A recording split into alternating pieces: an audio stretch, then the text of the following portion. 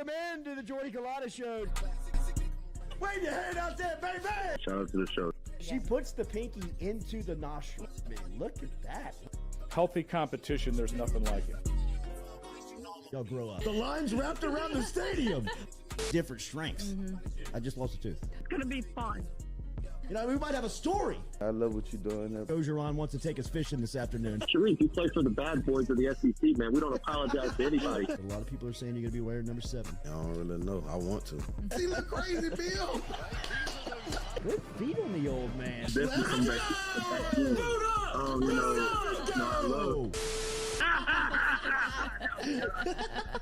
We'll be right back with the Jordy Culotta Show.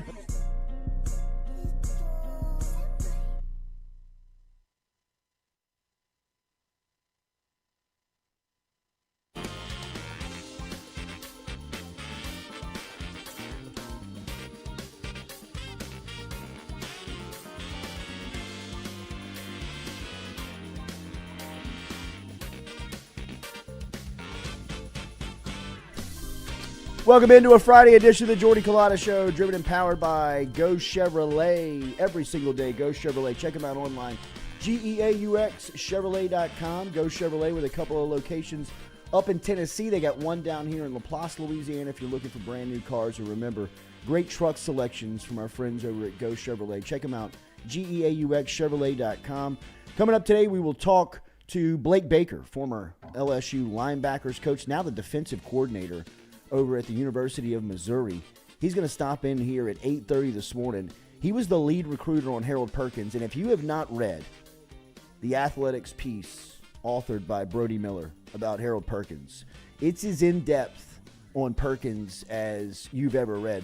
Brody pointed this out, and I didn't even think about it, and, you know, I guess it shouldn't have taken him pointing it out for us to realize, but, I mean, Perkins has not been available to the media one time this season. Yes, So I didn't notice that, really. I know I didn't either until I read it. I really, said out loud, like, damn, I guess that's true. You've never seen him talk to the media. You've never seen him. I guess my only, introduction to him through that point of view was through LSU Gold. That's what I was going to say. And he didn't say anything there. He Right. just said, let's get the let's hell go out home. of here. It's cold. Yeah, let's go back home. I have had the chance to talk to a couple of people, and again, if you've not read it, Lloyd, can we link the Absolutely. the athletic bit to our social media, or just send it over to Noah and have him paint it all over the place, because it is a must-read if you want to learn about LSU's 5-star linebacker out of Texas, or originally out of Louisiana, and came over from Texas after being displaced from Hurricane Katrina. That story is wild. Yeah, I mean, like, I don't want to hijack Brody's piece, but I mean, like, what you learn about Perkins throughout his entire life, and just what they've dealt with as a family, and how fast Perkins really had to grow up. You know, I mean, like, you're talking about a kid by the time he was 7, 8 years old that was making meals and doing the laundry for him and his family. You know, I mean, like, he perfected a recipe for a gumbo by the time he was 10. You know what I mean? Because he just had to grow up. And if you think about that, once you learn about that and you watch him play, and then, like, you talk to Gordon McKernan came through here and he said there's only one check every single week that's not picked up. I mean, like, think about that. The kid's 18 years old. Think about back when you were 18 years old, if somebody would have offered you, or if Yes. you earned money and had a check waiting on you somewhere. I mean, I was blowing people up. You got that check? You got that check? You got that check? I mean, it's like, dude, what are you, a drug addict? You know what I mean? Like, I'll get you the $25 in a little bit, man. I mean, they got, a couple $1,000 waiting on Perkins at Gordon McKernan's office, and he just... He's a little nonchalant on not getting it. But then when you talk to people around the facility, it's not that he's nonchalant on not going to pick up the money. It's that he's working. He's not irresponsible. He's responsible to a fault. Yes. I mean, like, he is one of the most curious football players I've been told. He's always asking questions. He's always asking how he can get better. Again, I don't want to give you all of Brody's piece, but you can see one of the determining factors of LSU really landing Harold Perkins was a discussion that he had with Matt House that Matt House videoed into Perkins an hour before the NFC Championship game. I mean, like, you think that means anything?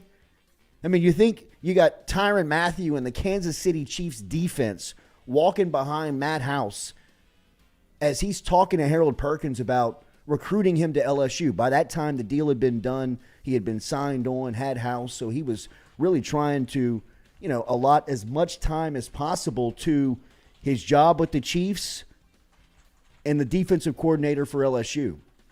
And the highest priority during that time period was landing Harold Perkins.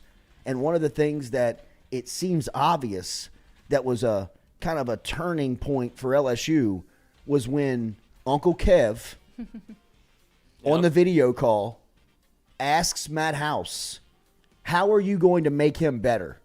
And House, without blinking, because how many times do you think recruiters were asked that to Perkins or from Perkins' family, right? That said, oh, man, getting better, what do you mean? I mean, well, he's already ready to go. He could be a first-round pick today. He's going to start for us. I mean, we're going to just plug and play him. He's going to, get out there and have 3 years. He'll be a first-round pick. I mean, still recruiting when the guy's really kind of giving you a test question.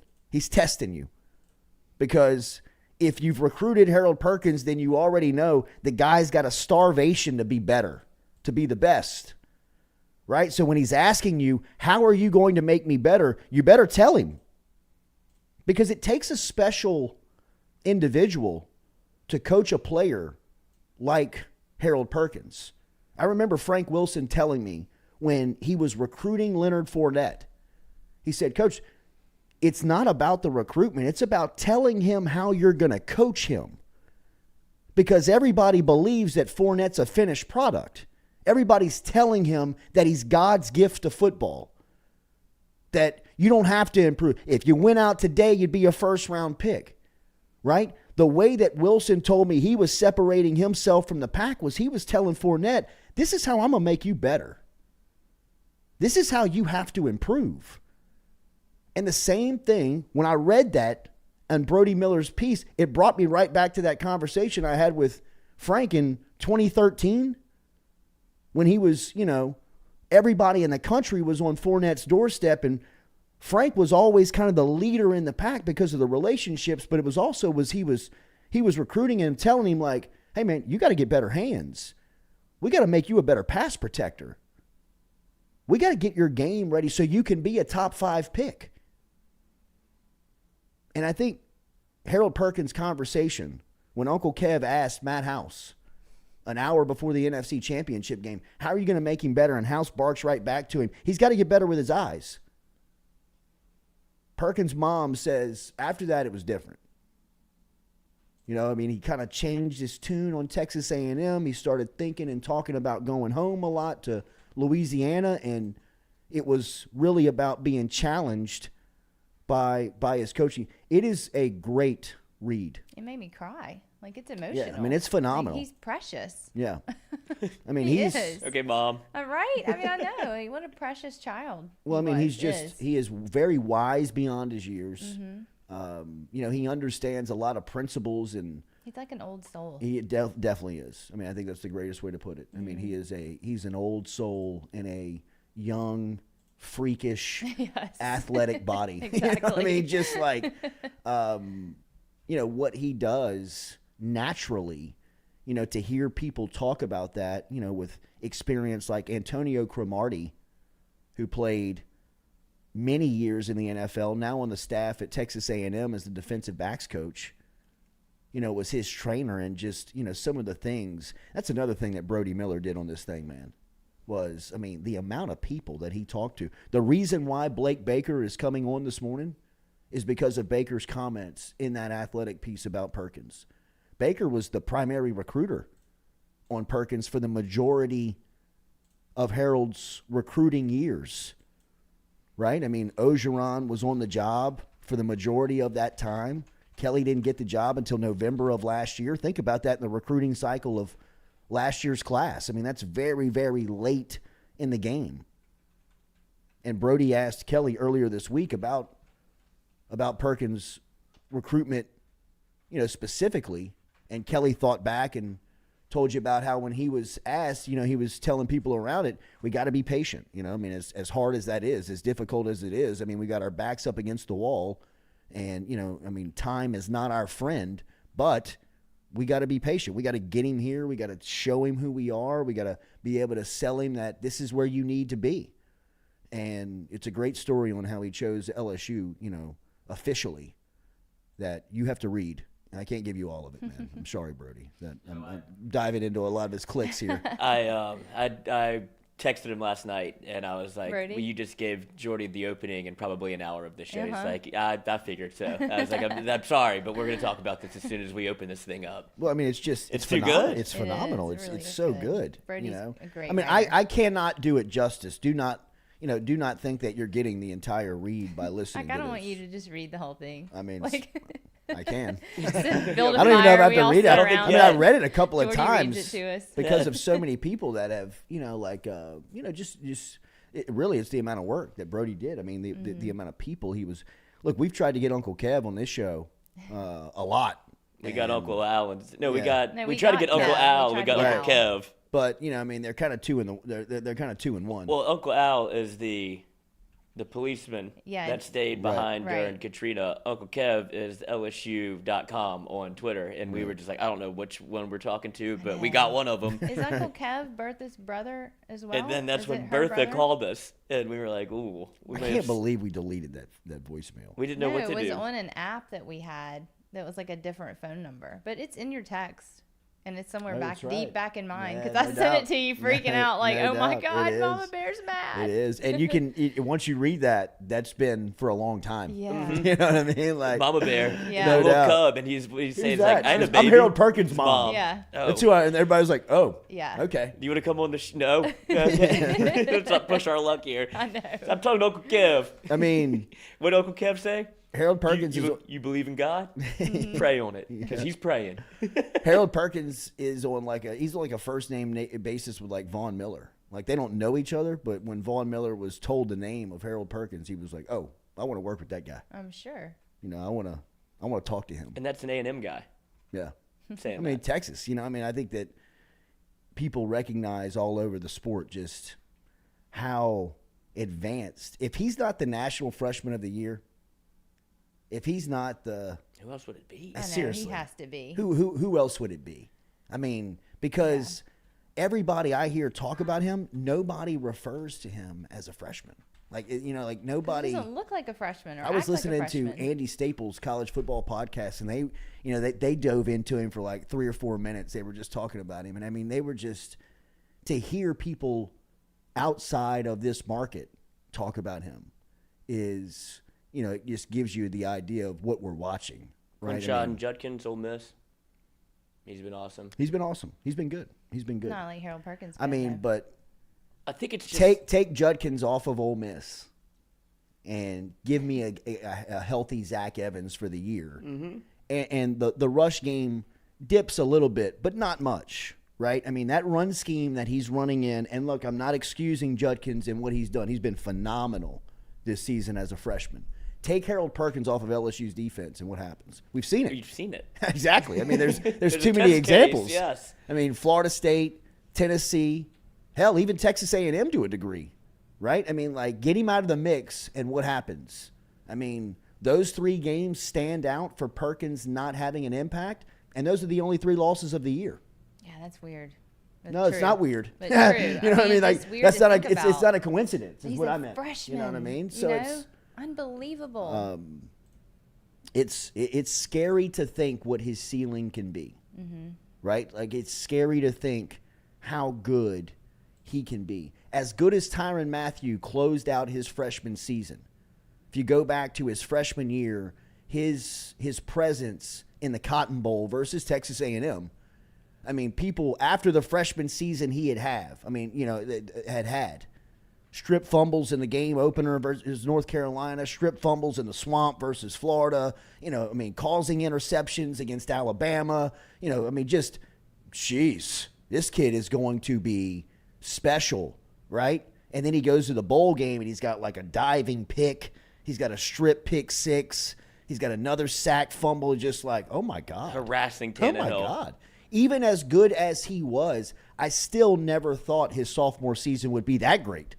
You know what I mean? Like, for as good as Matthew was at the end of 2010, 2011 still shocked the hell out of me for how great he was. I guess it was a learning lesson, but I've got like Harold Perkins being Superman. I mean, like, I don't know how else to think that he could be here. And I know college football is a crazy game because we talked about Matthew like this at this same time period, like when he was a freshman, thinking 2 years down the road. Well, he never made it there. You know, he never made it to his junior season. So to speak that into down the line, who knows what can happen, but to think about what he could be next season, the year after that, what's the comp? I mean, is it Lawrence Taylor? Somebody just said in the chat, it's like, I'm 56 years old, and like the person I grew up watching was Lawrence Taylor, and I thought he was the best football player ever. Oh, wow, I never thought anybody would come close. Harold Perkins is close. I mean, Lawrence Taylor's highlights are it's almost unfair, comical. You know, it's almost like, oh my God. I mean, like, this is professional football players he's doing this around. I mean, he's making these guys look like chumps.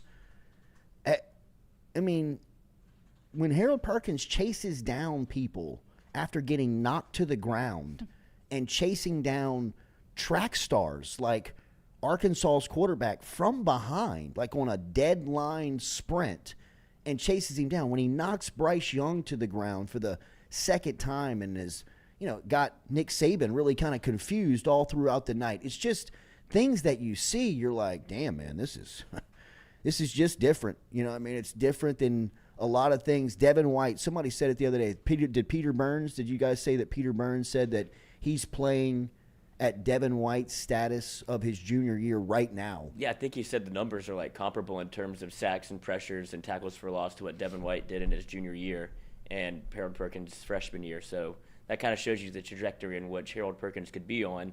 And that's what makes you, I don't want to say nervous, but you don't want to put that pressure on him. Right, exactly. But when you see how Harold Perkins reacts to situations in which there is pressure, adversity, none of this stuff bothers him. He's like, just, I put my head down and I go to work. That's a mentality that you really can't teach. Mm-hmm. It has to be like, you have to live it. You're born with it. Yeah. Absolutely. No doubt. Remember, we're brought to you daily by our friends over at RMB Builders. Check them out on Instagram. rmb-builders.com is where you can find them online. Custom design home. If you're looking for any construction around the house, if you need some reconstruction, get in touch with RMB Builders. Remember, all of our shows are brought back to you podcast form, Spotify, Apple, wherever you get your podcasts, and always on YouTube.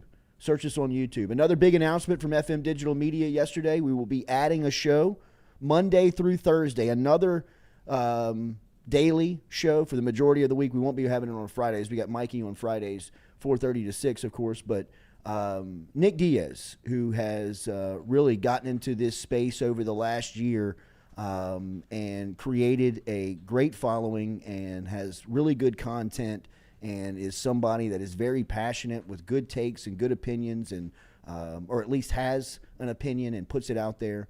Out of My League, hosted by Nick Diaz, will start Monday here, a part of FM Digital Media. Jamil Johnson will be the producer of that show. They will go, as I said, Monday through Thursday, 3 o'clock. No commitment on how long it will last every day at 3 o'clock, right? It'll start at 3. Some days it may go, who knows, 45 minutes, an hour. Some days it may go an hour and a half. Who knows? It may go 30 minutes. May go 20. But who knows? It will be content for you to access daily here, a part of FM Digital Media. We'll take over a little bit of the social media helping as well, so they'll have a presence on Instagram. There's already a presence on Twitter, so make sure you're following. Make sure you're following there. But exciting times over here for us at FM Digital Media. Katie and I, of course, with this business, watching it grow over the last year and a half. Almost 2 years now, has been incredible. It's been nuts to think about where it is now and what the future looks like over here. So welcome aboard. Welcome aboard, Nick Diaz. And, of course, Will Wade. His podcast will start on Monday, so it'll be a busy Monday over here as we'll have Culotta show in the morning. We will have Kador chopping it up with Kador Monday morning, at 10 a.m. We'll have the Will Wade podcast live for you, or not live. We'll have it going live for you at 1 p.m. on Monday. Then, of course, we'll have Nick Diaz and Out of My League launching their first show from FM coming up at 3 o'clock on Monday. And then mic'd up from 6 to 8. Coming up at 6 to 8. We need to build bunks in here. It's awesome, man. All move in. It is. It should be cool, and hopefully just giving you more options. So if you have not already subscribed to the Out of My League YouTube station, go ahead and do that as he will start here on Monday. Also, over here on Monday, we had a camera crew come through from ESPN, which was pretty cool. And we are going to, at least it looks like, we're definitely going to have a feature on SEC Nation. We will not have a feature. They're doing a feature on small businesses and just kind of the effect of Brian Kelly in year one. And we got a phone call just kind of out of the blue, and it's crazy. And this is all going to kind of come back to a football story because yesterday we were we were just kind of going through our day, got a phone call from a local business owner here in town that put us on someone from ESPN that was looking for a story. We reached out. They called right back and said that they have a camera crew and a production crew coming over to your office right now. And I was like, huh? And I mean, like, not 10 minutes later, they're, yeah, right. Burn a candle, for God's sakes, in here. Open a door. They're on their way. Give me about 10 minutes. Yeah, right. Like right now? What time is it? And so about 4:21. And I mean, like 10 minutes later, I mean, it's like, I'm like, holy cow, man. So, like, they come in, and it's still at this point, I'm kind of like, so wait, what's going on? And yesterday, they were in town working for ESPN to do the media for LSU, right? Like, they were going to go over and spend the morning with LSU and have their interviews with Brian Kelly and Jaden Daniels, I'd assume, and try to talk to Harold Perkins probably, or talk to a defensive leader, talk to somebody like Major Burns or someone like that. BJ Ojulari. And LSU canceled it. LSU was like, no media. So ESPN's like, huh?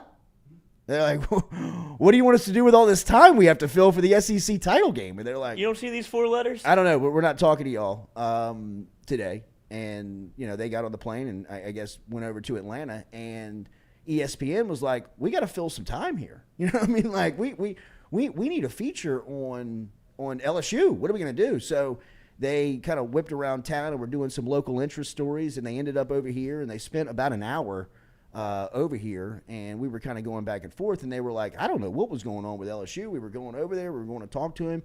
And I said, just kind of off the cuff, maybe Jaden Daniels is hurt, and they don't want to talk about that. I mean, maybe they're trying to hide something. And I mean, the crew was like, maybe so. I hadn't thought about that, because one thing is that, Daniels, he got roughed up last week, and that hit on the 2-point conversion to the inside of his ankle, you could see in the moment very much affected him, and still playing off of emotion and adrenaline and, being in the moment.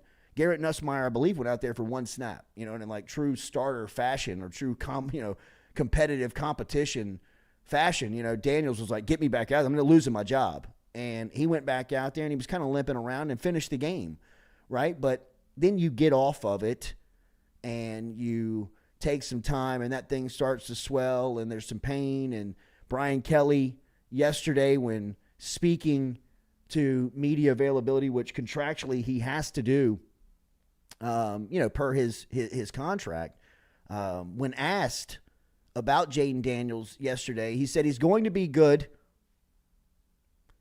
He's had a good week of practice, and he'll play for us on Saturday. He didn't say he'll start. No, I mean, I think that means he'll start. I don't think that comes into. But you can sense by what just the words that Kelly chooses when talking about Daniels. He's going to be good. That's scary, Jordy. As if he's saying, like, we've been dealing with some stuff all week. Yeah. You know what I mean? Like, Yeah. we're going to have to shoot him up. You know what I mean? We're going to have to numb him. You know what I mean? Like, he's going to be good. He's had a good week of practice, and he'll play for us on Saturday, right? So it's like, I mean, like, what do you mean he'll play for us on Saturday? He's your starting quarterback. Has that been in question? You know, like it's – and look, I'm not trying to get investigative here, but, I mean, you know, it's kind of there's something there. It's a little alarming. You know what I mean? There's something to that. They're concerned about the health of their quarterback, right? I mean, like they've got some concern on what his status is, and that totally changes this game and flips it on its head. Like, it really does. I can't even imagine. Like, what would happen? Well, I mean, you take away your identity. I mean, you take away – it's a lot like we talked about with – and look, I don't want to go into catastrophe syndrome here. There's nothing that's been reported. There's nothing that – this is speculative. You know, this is all just kind of speculation of what possibly could be going on, right? I mean, I told you where I'm coming from. You know, ESPN whipping around town looking for some local storylines because LSU's not talking to the media, and when Kelly has to speak to the media because of just, you know, the contractual rights of being in this game, it sounds as if there is a little concern about the status of his quarterback. That's what I'm reading into it. And if that's the case, then LSU is a totally different team in the sense of their identity flips a lot because Daniels has a lot of responsibility. We mentioned this a couple of weeks ago. Hendon Hooker goes out for Tennessee. You lose a great player. You lose somebody that, you know, I mean, is a big-time playmaker.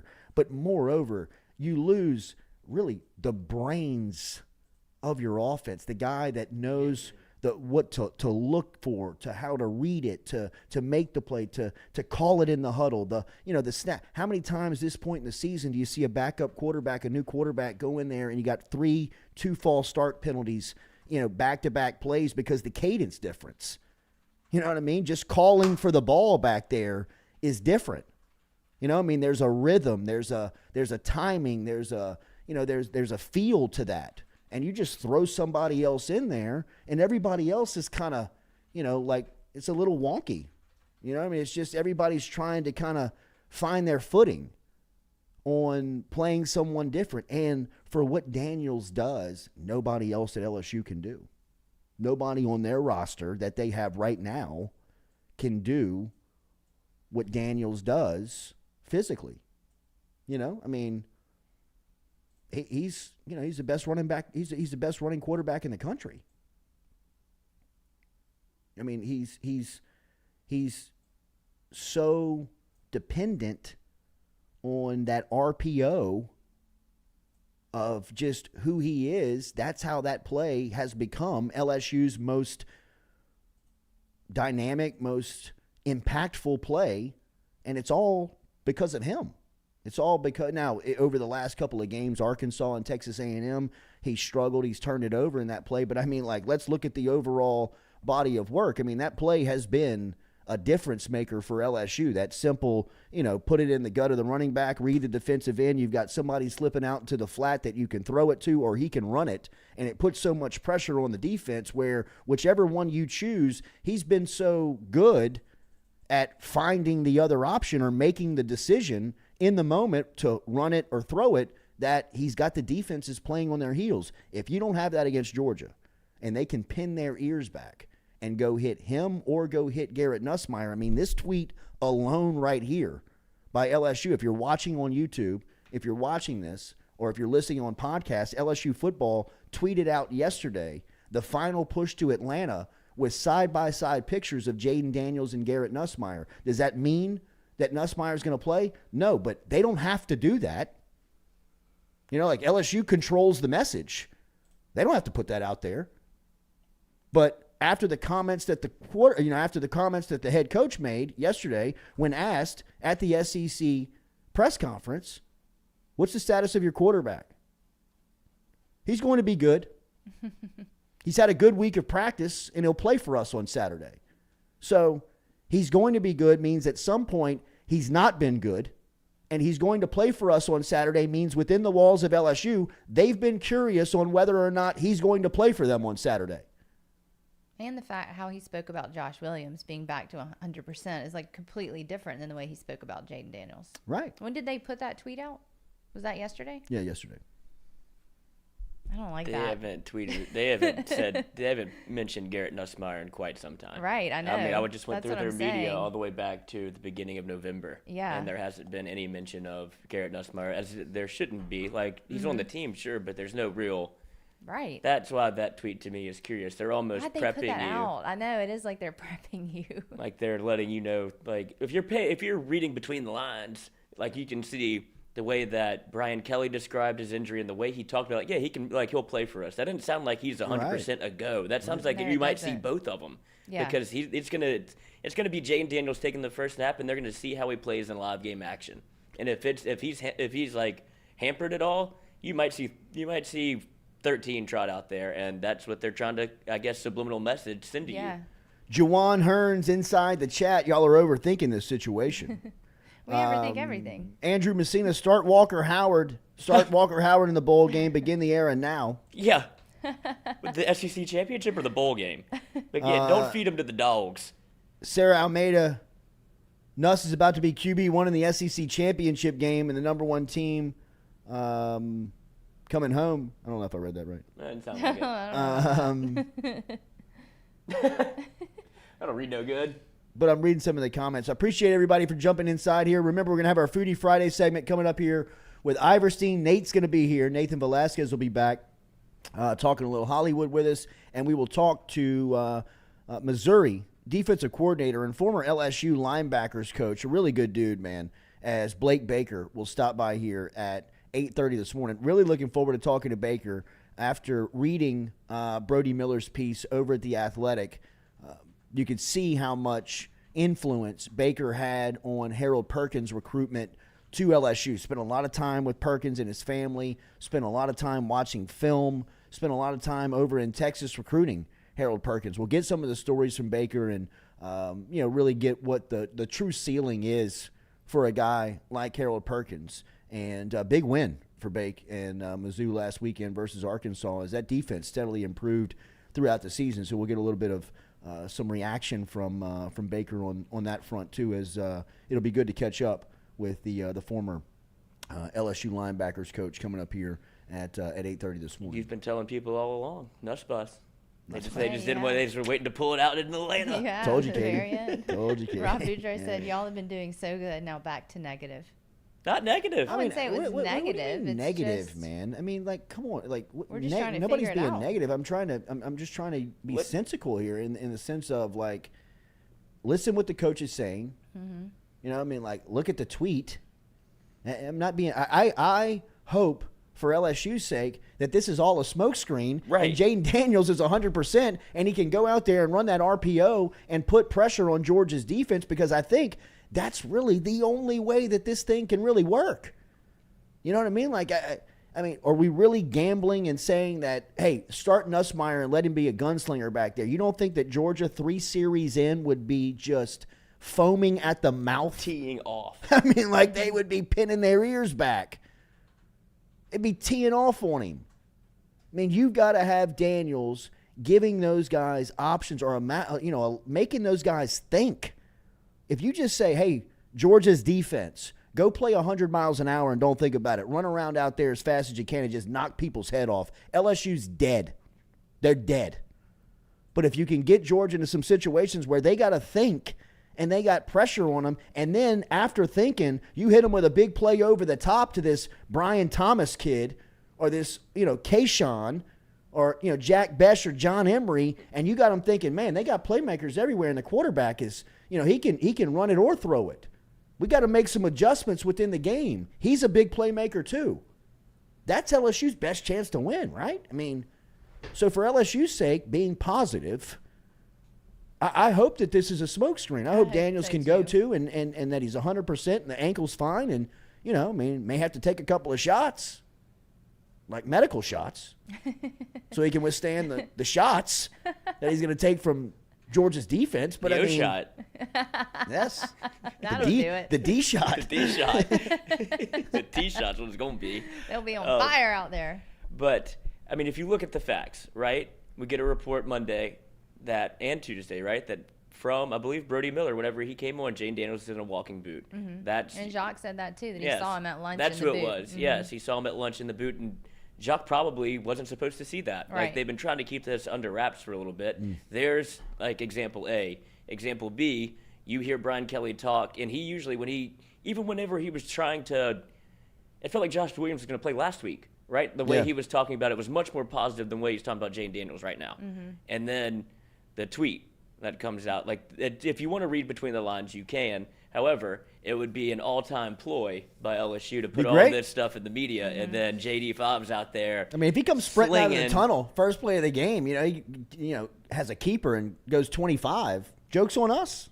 I mean, really? We're just reporting. Barrett Pepper, I played with Blake at Tulane. Great guy and was a really good linebacker. Was always undersized but had the best instincts I've ever seen. Wish LSU could have on the kept him on field. staff. My God. We'll talk to Blake. I know he had a great time while he was here, man. I know it was only a year. That 1 year he was here was such chaos. I mean, it was really kind of set up to fail. Seemed like he was really that the only season. like But, I mean, mainstay. he was a shining light What year? last year. Oh, it was just last year? They wanted to. I mean, we were pushing for him to get the DC job. Or he was in the discussion of definitely the guys of being held over. I think and I think if 2021 wasn't as chaotic as it was, I think he probably remains on staff. He did everything that you're supposed to do as a coach, but that was a Brian Kelly I can't keep anybody here. Dwayne Official, Nuss can spread it around better. That's his first instincts to throw it. Look, I agree on talent that he can. But, I mean, I've seen enough from Jaden Daniels on the way that he throws the ball that I'm confident and comfortable that he can stand back there and sling it too. You can go A to B. Yeah, absolutely. I mean, when he decides I'm going to throw it, like I'm not going to sit back there and think about it, then he's effective. But Georgia, if that's all you can do, like if Daniels is so hurt that that's all he's going to do tomorrow, LSU's in big trouble. Like if you become one-dimensional against Georgia's defense, they are going to eat you alive. It's just you can't be that limited against a defense that good.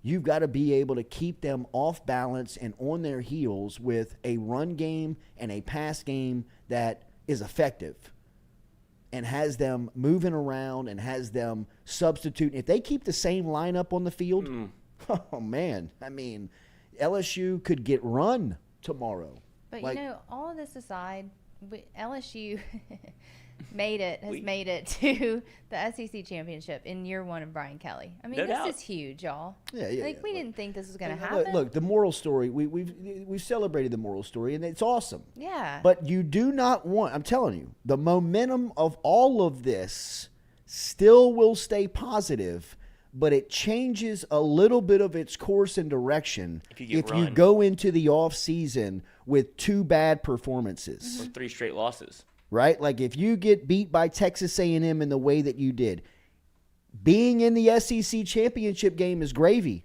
It's house money.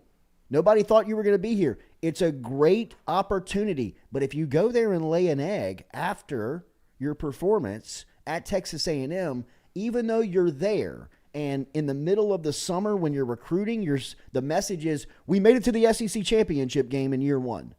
Mm-hmm.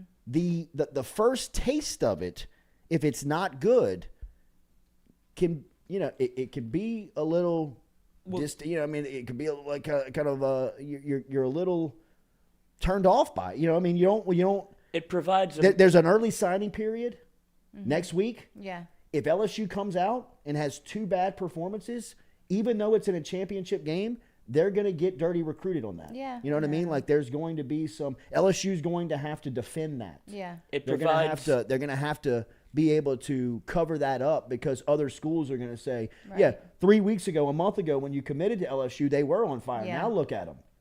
Right? And Daniels is leaving. Some of those coaches aren't going to be back next year. I mean, you really want to – they're going to have to maybe do this all over again. Now, LSU can go in and say, yeah, we are, and you're going to be a part of this. Exactly. But there or is. LSU could win against Georgia on Saturday. And you know what? Be like a firecracker going in to early signing period and go clean up. Right. So, yes, you're right. Without question. It provides the measuring stick between the distance between Georgia and LSU at the moment. That's that's what people will say. Like, oh, they got into the SEC championship, but look how far ahead Georgia is with their program. And they are. Like, this is Georgia hasn't lost a game in almost 2 years. Right. And LSU was coming off a season with a rookie head coach at LSU. I know Brian Kelly's been coaching a long time, but his first year at LSU. Right. So it provides, like, granted, LSU probably shouldn't be in this situation, but here we are. And it is, when you talk about being dirty recruited, they're going to be like, I mean, they lost by 37 to Georgia. Do you really think they're going to compete in the SEC? And it's like, it's good to be there, but when you're there, you have to be competitive. And if Jaden Daniels is hurt, which you said he may not come back, I think he's coming back next year. But if he's hurt, you're gonna see within the first, like I said, the first 10 plays, what makes him dynamic is his legs. If he's not able to use them, then you become one-dimensional with Jaden Daniels throwing. And the things that Georgia's defense has struggled with, we talked about this on Cassie's Clicker, was with the RPO, with the run, like with the QB choice that Anthony Richardson did, where they had eyes on Anthony Richardson and they were able to give it to John Emery, or in our case, it would be John Emery or Josh Williams. And they scored on plays like that. Florida scored the second most points against Georgia of anybody all year with 20. So you need that dual threat back there. If Jaden Daniels can't provide that, it's a hit on your offense. Without question. Yeah. And, you know, from Daniel's point of view, at this point of the schedule, you know, that was the crucifying thing of losing Hendon Hooker for Tennessee. It was so late in the year. At that point, everybody trusts him so much. Right. There's so much I mean, not even the teammates, the play caller. Yeah. You know what I mean? Like Mike Denbrock. I mean, the play sheet has probably opened up 2 or 3 pages for Denbrock because now he trusts the guys so much. You know, it's like we hadn't run this all year. Who cares? Put it to him. Like, he's mature enough. Right. If you put somebody else in there at this point, that play sheet shrinks to about a half a page. You know what I mean? Because we hadn't seen him do it. I don't know if he can do it. You know what I mean? He didn't do it good in practice a couple of weeks ago. Do you want to do it against Georgia's defense? Exactly. You know what I mean? I know that once it's just – look, it's a scary or thought. we have a Matt Mock scenario who comes in there and wins you the game because Georgia's not prepared for Garrett Nussmeier, and it would just be the reverse, him slinging it all over the line. Way to be positive. The relatables of this game would be crazy if that would be the storyline. If Daniel started, couldn't go, put the backup in, and he's the MVP of the game, and LSU is off and running. Have to redo our list under Brian Kelly. Yes, you would. You would definitely have to redo your list for sure. Remember, Daily, we were brought to you by Katie's Restaurant. Katie's Restaurant down in Mid-City, a great neighborhood bar over there if you want to stop in and see them. katiesinmidcity.com. I'll be in New Orleans today. I'll be stopping in and seeing our friends over at Katie's in Mid-City, Scott Craig and the crew over there. Great pizza choice for you, that St. Louis-style thin crust. Named after Brad Weaver and Jay Bird Malmus. Try that again. Spell it over there. M-A-U-M-U-S. Use it in a sentence. Wait, say it again. Language of origin. M-A-U-M-U-S. Malmus. Right? Malmus. Is that what I said? Memoir. Malmus? Memoir? That's who it's named after, damn it. The pizza. The Bradbird. Yeah. The Bradbird. We'll stick with the Bradbird. That's why they named it that. Scott told me this. Oh, I know. I looked it up. It's true. The pronunciation doesn't help. It just blurs Mamu? the lines. Mamus. Yeah. Mamu. katiesinmidcity.com. We flubbed that. We did that bad. katiesinmidcity.com. He likes it. He gets some stalking. That one's on us. Talking. We're going to talk to Nathan Velasquez coming up here at some point in the 8 o'clock hour. We're shifting people around because Blake Baker is going to go at 8:30. Nate usually at that 8:30 time slot, but we'll talk to Nathan just like we do every Friday. We'll also be eating compliments of our friends over at Iverstein's. Remember to get on the Butcher Bundle here for the holidays. You can do that very easily by logging on to iversteinfarms.com. iversteinfarms.com. Some more health news for LSU going into championship weekend. As Katie said, Josh Williams, the update, good on the LSU running back. Seems like he is good to go, as Coach Kelly said that he was very pleased with Josh on Wednesday. He thought that he looked like himself finally. This is an injury that takes some time because of the way that he runs. He's such a physical runner, quoting Kelly. He said he plays so hard, his physical exertion and effort is one where he's not a guy that's going to go at least 100%. I think yesterday was really the first time where I felt like that. Okay, we've got Josh back to where he needs to be confident and effective. As we know, Williams has played 10 games this season for nearly rushing for 500 yards and 6 touchdowns on 91 carries. He has been the primary back for this LSU team, though over the last couple of weeks he's been banged up, and we've seen John Emery emerge. I'd imagine that you will see Josh Williams back in his primary role tomorrow, but with a little bit more of Emery peppered in, I think, because of Emery, his style. He's played well last game. He's coming off of a good game where he's got some confidence, but again, like we said, against this Georgia team, you need playmakers. You need home run hitters. And while I believe Josh Williams he needs some help in that backfield tomorrow. He's going to need a 1-2 punch. And I think Emery's probably more that second guy tomorrow, just because of his capability. You can put the ball in his hand, and who knows, man, he can put his foot in the ground and, make a big play or possibly even score. So good news on Josh Williams. He'll be back. It'll be good to have that depth, or at least that pecking order back for LSU. And then Jarique Bernard-Converse is good to go, according to Brian Kelly. As Kelly said, that Converse was cleared through the concussion protocol. He's obviously going to play an important role for LSU as well, said Brian Kelly, as Bernard Converse has appeared in all 11 games up to this point this season, or 11 games he did not play against Texas A&M because of the concussion. So outside of Jaden Daniels, which of course is such a crucial spot,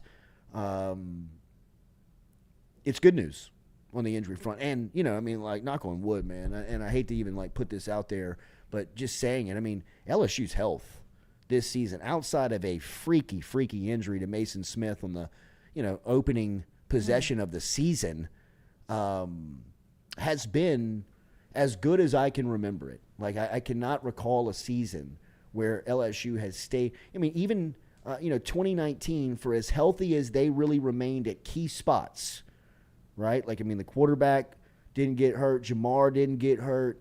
Some guys on that defense stayed relatively healthy. Even losing Grant Delpit in the middle of that season for a minute there was, it was a little worrisome. Now they were good enough where they had guys like Mo Hampton who stepped in. Where is Mo Hampton? Where is that guy? Baseball, man? Somewhere. How talented was he? That game he played against Arkansas his freshman year, where he stepped in for Delpit, was. And was it Florida also, where he came in and cracked somebody that was trying to go over the middle? I thought it was Arkansas. No, he killed the running back against Arkansas. I think that was Florida as well, wherever Delpit got exposed to the injury, or he got hurt that game. It was one of the two. Oh, he got hurt in the opener, didn't he, against Texas? Delpit? Yeah. Did he? I thought Delpit got hurt against Ole Miss. Bad. I think that's when they took him out. That's when he caught up with him. Yeah. And then they got him back for the playoff run, and that's when everybody's like, "Is Dave Aranda lost his step?" It's like, no, he doesn't have his. Well, remember they got him back for Georgia, and they sent him on that corner blitz, and he was back, and he I'm healthy. He picked up Stetson Bennett and put him to the. Was it Stetson Bennett? Was he the quarterback that day? No, it was Fromm. Yeah, Jake Fromm. State Fromm. I knew it was a basic whitey. Yeah. He's playing baseball. Basic white guy. They passed on Justin Fields for him. Ugh. That was Curbs. Where is he? Sanford, playing baseball at Sanford. Sanford and Sons. Damn. Mo Hampton's at Sanford in Birmingham? Sanford, yeah. Wow. That's what Cordell says. I know. I believe him. No, I do too. We believe you, Cordell. I do. It's just that guy was a first-round pick. In baseball. Yeah. And he passed on it to come He passed on $1.5 million. And it looked like he made the right decision whenever he played in spot duty at LSU. It was like, oh, we got the next great safety at LSU is going to be Mo Hampton. I don't know what happened. Golly, man. He probably got caught up in the wash a little bit of everything that was going around. It's just easy to be distracted. I get it. Young guy. I get it. No leadership. I just at all. couldn't. When you first saw him, that's why I thought he'd be starting right now. No doubt about it. That's why it's scary to try and judge some of these young guys, because there are cautionary tales out there where you've seen guys and you're like, what happened to, Mo Hampton? I thought that he would be the starting center fielder and the starting safety. I thought he was the next Chad Jones. Mm-hmm. I thought he was going to come here and make an impact on both the baseball and the football team, incredible impacts, All-American type stuff. Well, what happened to him? I don't know. Why did he go? Why did he leave? I think he got injured, and I think the way that the injury was, and again, I don't want to speak out of turn. I don't know. I believe it was because there was some types of discrepancy on how the injury was being diagnosed and rehabbed, and I think Turned that him was off. the story. Oh. And I mean, his family obviously very, very protective Yeah. over this guy because he's so talented. I mean, when he came to LSU, he was the football and the baseball player of the year in the state of Tennessee. Wow. And he was either a first round or like what they call a sandwich pick in between the first and second round. But he passed up like $1 million to come to LSU to play both football and basketball in his high school highlights. Baseball. Baseball and football. And his high school highlights are.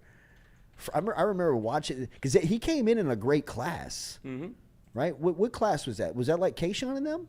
It would be the Like Kayshawn, Arik he was Gilbert. a freshman in 2019. So it'd be the Okay, so 2019 he was here. So that was like Marcel Brooks.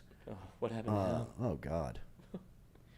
I mean, I guess he's playing for the playoff spot, but I haven't seen anything from him. And I mean, another one of those like flash in the pan where you see him make that play against Florida, and he gets up and does a celebration dance, and you're like, oh, this guy is it. This is going to be the next edge rusher for LSU, Mr. Do-It-All.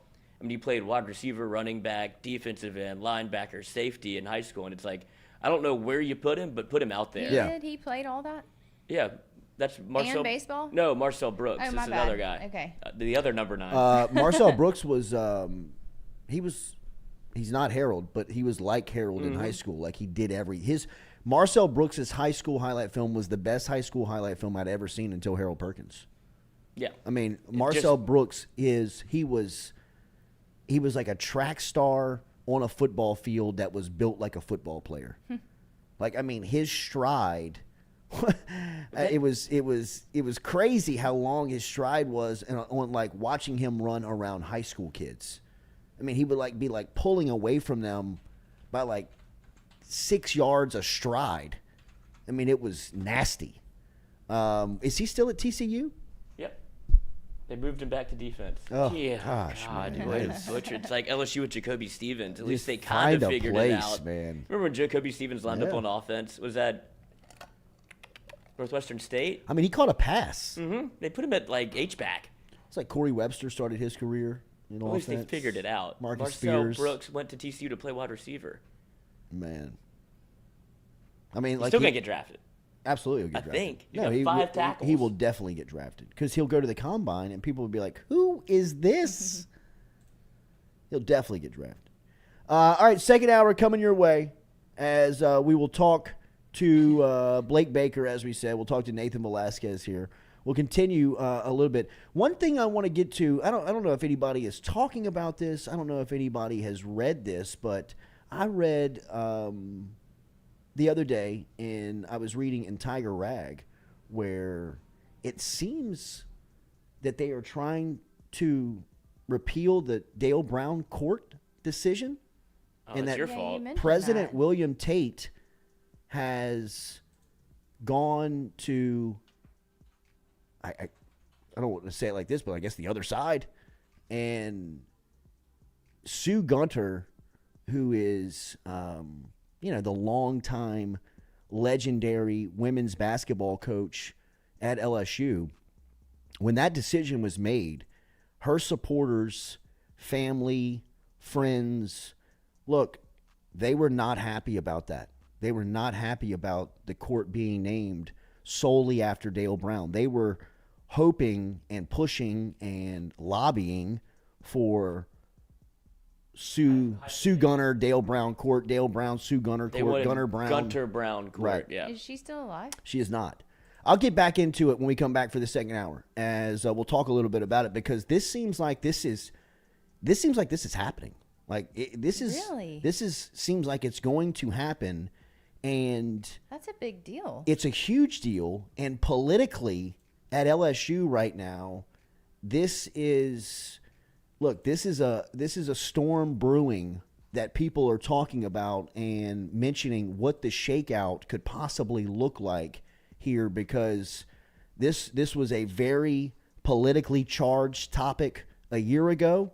This remained a charged topic over the last 10 months since the decision has been made, and it seems as if there's going to be some recourse here happening over the next couple of weeks and months that is going to create a shakeout and a fallout that could be very loud. We will talk about some of that coming up next here on the Jordy Culotta Show, driven and powered by Go Chevrolet.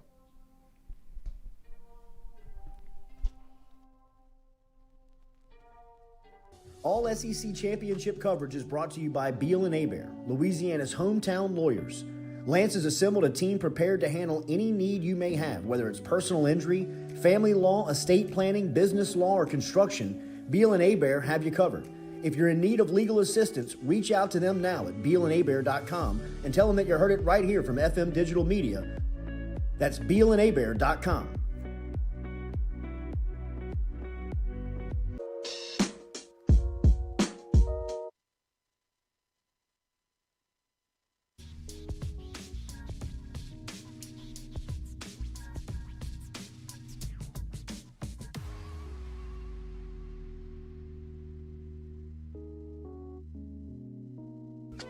Are you looking for sound financial advice? Then get in touch with Daniel Newman of Edward Jones. You can call him today at 225-261-8262 or email him daniel.newman@edwardjones.com. If you're planning for retirement, saving for college for children or grandchildren, or just looking for sound investment opportunities, get in touch with Daniel today, 225-261-8262, located on Magnolia Square Drive in Central.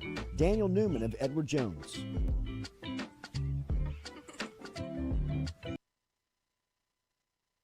Do you suffer from chronic dehydration? Are you looking to improve your athletic performance and you need to get over and see our friends over at GoFlow IV? They're located on Jefferson Highway. Easy to find them online at GEAUXFlowIV.com. Make sure and use the promo code Jordy Culotta Show. If you do, they'll take 15% off of your initial visit. Check them out online, GEAUXFlowIV.com. Hey Baton Rouge, when traveling through Natchez, Mississippi, whether you need to fill up your vehicle or your belly, stop by Go-Mart and On The Go Deli. Go-Mart has clean restrooms, community coffee, an awesome beer cave, and a great selection of anything you might need on your trip.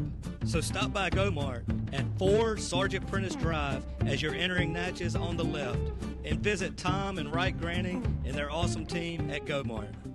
We've seen the BK takeover stuff. Hey fellas, it's Jordy Culotta for my friends over at Men's Total Health. Guys, do you suffer from fatigue, decreased libido, erectile dysfunction, weight gain or loss of muscle mass, signs of depression, anxiety, hair loss, mental fog, general loss of interest? Then you might be suffering from low testosterone. Go see my friend Mike Roach and his great team over at Men's Total Health over in Metairie at menstotalhealth.net online. And stop in and see how they can change your life today. A simple shot and some knowledge from Mike Roach can get you back up, moving with your energy, get your sex drive back, build your muscle mass, make you feel young again. All online, menstotalhealth.net.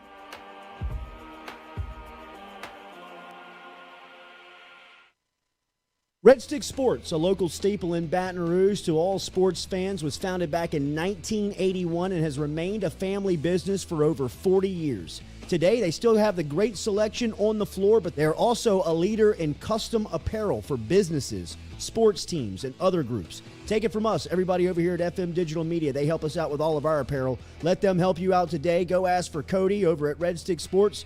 Check him out online at redsticksports.biz. I was embarrassed about my smile.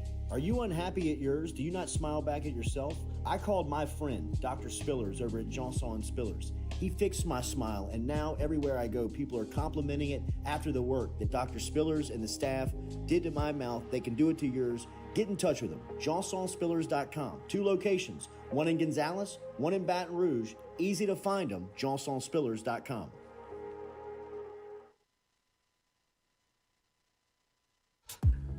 We love the crew over at Fresh Chef Kitchen. Chef Shane and his crew dropping off the meals every Monday here to FM Digital Media, whether it's breakfast, lunch, dinner.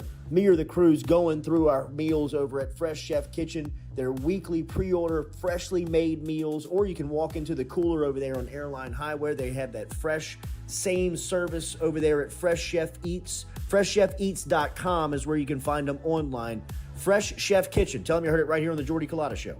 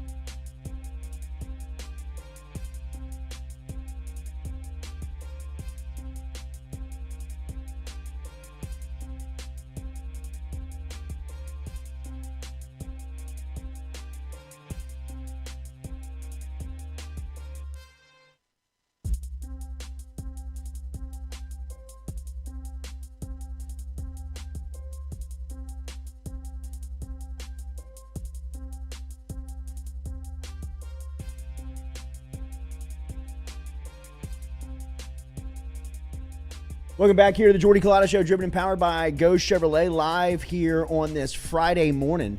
Shout out to our crew over at City Cafe. Stop in and see them at citycafebr.net, online. Squeaky Miranda, Cody Miranda, and the crew, great lunch specials over at City Cafe. Stop in and see them every single day. They got a new lunch special. They've also got fresh oysters over there, where good friends meet. They've been in business for over 100 years. That's consistency, people. They've been doing it great for a long time. Go trust them. We trust them. Over at City Cafe, citycafebr.net. All right, so we said Tiger Rag a couple of weeks ago had an article go up about the possibility of renaming Dale Brown Court to Sue Gunter Dale Brown Court. And this seems like this is going to be imminent. That over the next couple of weeks, the Board of Supervisors over at LSU is going to meet again to vote on the possibility of changing Sue Gunter Court, or adding Sue Gunter to Dale Brown Court, which already exists right now at the Marriage Center. This was last September when this was voted on by the Board of Supervisors, and this was very early in the tenure of Dr. William Tate.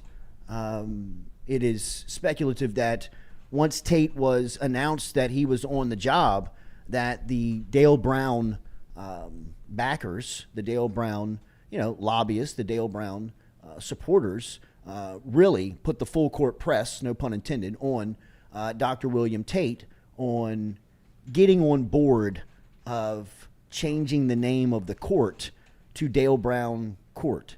And Dr. William Tate, who was,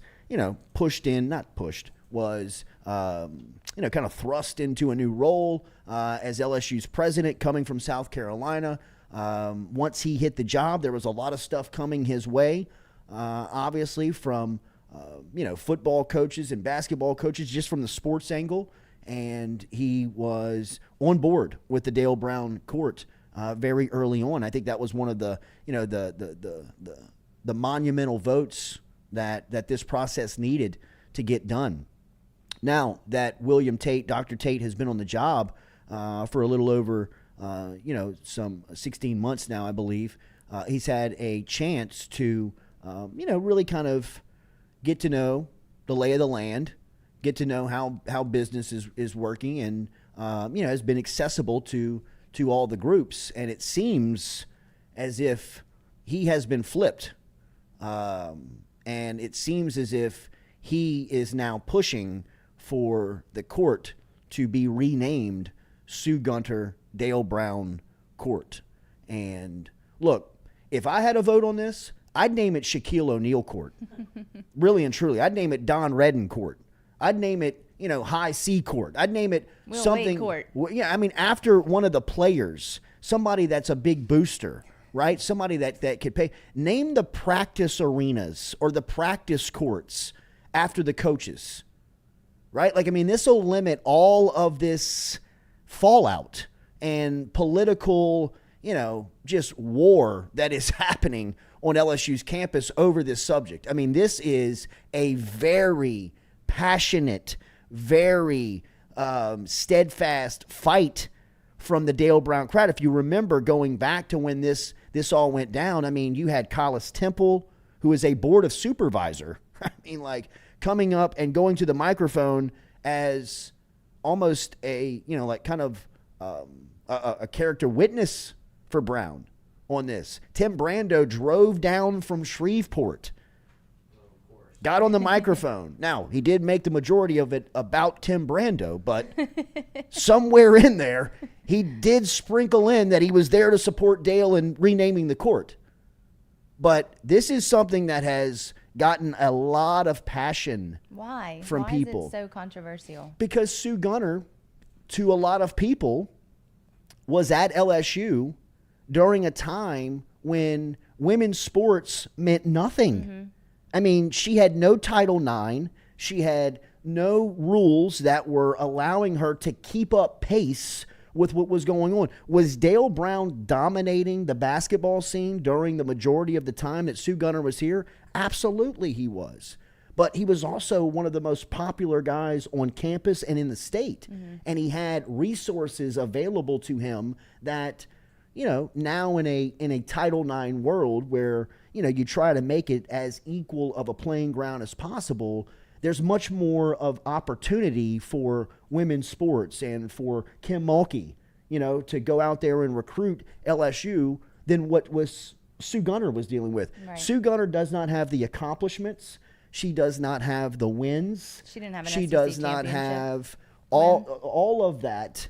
But Sue Gunner was voted into the Naismith Basketball Hall of Fame. Right. You know what I mean? Yeah. There is a section of people out there that understand, hey, look, she was trying to dribble with two hands tied behind her back. Right. You know what I mean? Like, but somehow she was still advancing the ball up the court. Mm-hmm. Right? Like, I mean, we can't sit back and judge Gunner on her failures if you really don't know the entire story. Sure. Right? I mean, LSU basketball men's will tell you they were practicing down in a dungeon for 30 years. Sue Gunner was practicing outside. Yeah. You know what I mean? Right. Like, she was in the field house practicing. And she was a very well accomplished and very well respected coach. She was on the national team with Pat Summitt. Pat Summitt was spoke very highly about Sue Gunner and the impact that she made on her life, throughout her time. And there's a large section of people that support LSU that are on the board of supervisors. I know that Miss Mary Werner, who's up there, is a huge advocate for this, and she swings a huge voice on that board. And when she speaks, they listen. Yeah. And look, Dale Brown and I we've gone back and forth, but we've also mended the fence. And I love Dale Brown. I grew up loving Dale Brown. I loved going to his camp. I loved watching his teams play. I loved watching him speak. I love having him on here. But if you're being real about Dale Brown, you know what I mean? Like, the accomplishments don't scream that the court should be named after him. I mean, it just doesn't. I love him. He won SEC 25 years, put guys in the pros, recruit, great personality, great speaker, all of that stuff. 2 Final Fours, couple of SEC titles in 25 years. Good run. Does it deserve to have the court named after him? In my opinion, it does not. If you're going to do it, then it should have Gunter's name on it as well. You can relieve all of this just by naming the practice facility Dale Brown Practice Court and Sue Gunner Practice Court. That you can write, you can spray, you can paint it on the court, you can put it on the wall, and everybody that ever comes through LSU basketball's walls will know who they are and what they meant to the program. But after Shaquille O'Neal's doled out about $30 million to the university, can't we just give him a solid and say, you know what, Shaq? We'll name the court after you. That is wild. Why didn't that happen? Because, I don't know. Politics? Yes, sure. Got a statue that took about 25 years too long. Exactly. Speaking of women's basketball, they'll unveil a Simone Augustus statue. Coming, they gave the date, January 15th, right around January. But Sue Gunner recruited Simone to LSU. On that alone, I'm telling you, on that alone, she should be recognized. I mean, Simone Augustus is the best women's basketball player that this state has ever produced. She's one of the best basketball players in our country ever. And at the time that she was recruited, LSU basketball didn't have much to sell. You know, I mean, they didn't have a lot to sell other than a lot of the sales pitch was come play for Coach Gunner. After all the years that she's been struggling with facilities and getting players and trying to win at the highest level, if she gets you, she can go out with a bang. And, you know, the story doesn't end like you'd want it to. In Simone's freshman season, Sue was the coach. She had to be, you know, the season kind of came to an end unexpectedly for her in the middle of the year. Because of her being, sick, and Pokey Chapman took over in Simone's freshman year, late in the season, and they made it to the Final Four. And you wish Coach Gunner could have been there, right? I mean, like, you wish she could have experienced that. Now, it's on her resume, and it's her team, but we all kind of recognize that, you know, I mean, Pokey Chapman was phenomenal. She's probably the best women's coach up until Mulkey that they've ever had. I mean, I don't know, probably that she is. But I mean, so when are they deciding this? It's coming up soon. Okay. It's coming up soon. But from everybody that I have spoke to, and I've spoke to people on both sides of the aisle on this, it seems as if like it's just going to be a formality, like it's happening. Oh, really? Like okay. It seems like, you know, I mean, Dr. Tate's he's a big voice. Yeah. And if he's kind of crossed over, that's going to carry a lot of weight, and I would expect this to happen. Okay. You know what I mean? I would be at this point, I would be surprised if it didn't. Yeah. And I don't know what the fallout is going to be because of that, because there was a lot of, there was a big push by a lot of heavy hitters, a lot of people that carry a voice and carry some weight up there of getting this done. Yeah. And now that it's being reversed and, being appropriated with a different type of name and strategy, I don't know what that's going to mean. Mm-hmm. Like, I don't know what that's going to mean. So we'll see. Yeah. Remember, Dead Soxy brings you the Jordy Culotta show. Yeah, we got a new promo for Dead Soxy just in time for the last minute stocking stuffers, Christmas gifts. And I always say get your purple and gold socks, but it's not just purple and gold socks. They actually have every SEC team. You can go to deadsoxy.com, SOXY.com. Use the code Jordy, and it gets you 30% off plus free shipping. No minimum, and this deal is not available to the general public. It's just on our show. Use the code Jordy. Get your Christmas gifts. Go ahead and get them covered. Get your feet covered, too.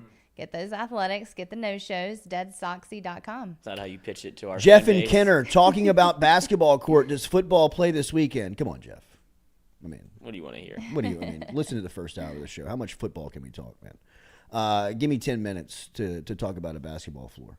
When you put it like that, it sounds kind of dumb. What? Give me 10 minutes to talk about a basketball floor. Well, I mean, just something else other than football. No. Good God. About the naming of the Rob court. Boudreaux, Brown had a lot of talent, not much to show for it.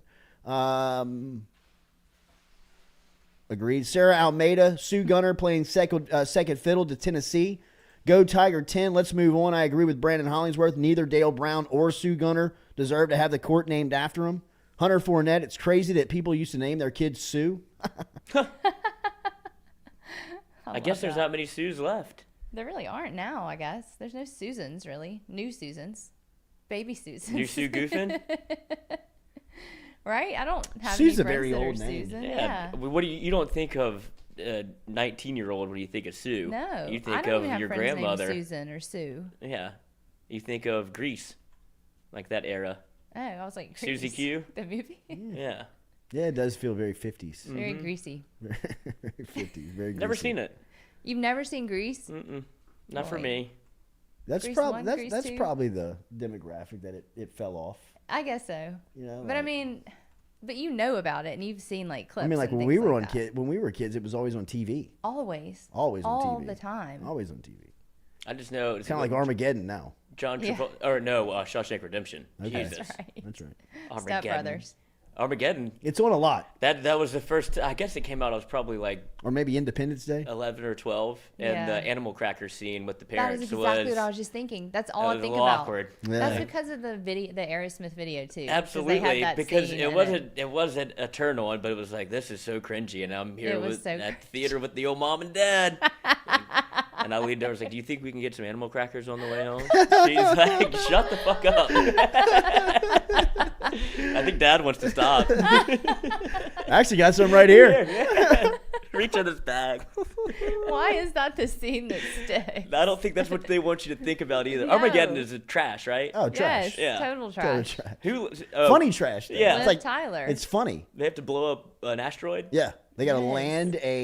land a spaceship on an asteroid. A couple of oil rigmen. Right. Nobody's an astronaut. Astronaut, but You know we're what I mean? training. But Her dad. Her was dad. The guy, remember? Bruce Willis. Yes. Yeah. Right? And Absolutely. And the coworker is banging the daughter. And Affleck. that's big. Yeah. Ben Affleck. Affleck. It has to Yeah. be A that young way. Ben Yeah, Affleck. right. Yes. And then that's Bruce. right. Bruce sees a young Bruce in Affleck He and knows does. exactly what he's doing when he's kind of, coming around the daughter. He Yeah. No saves pun Ben. intended. He sacrifices himself to let Ben right. be with his daughter Right. Because Ben wanted to stay and run behind. animal That's right. crackers up her abs. Yeah. That's right. I mean, I'd let Ben do that to me too. What What a about scene. now?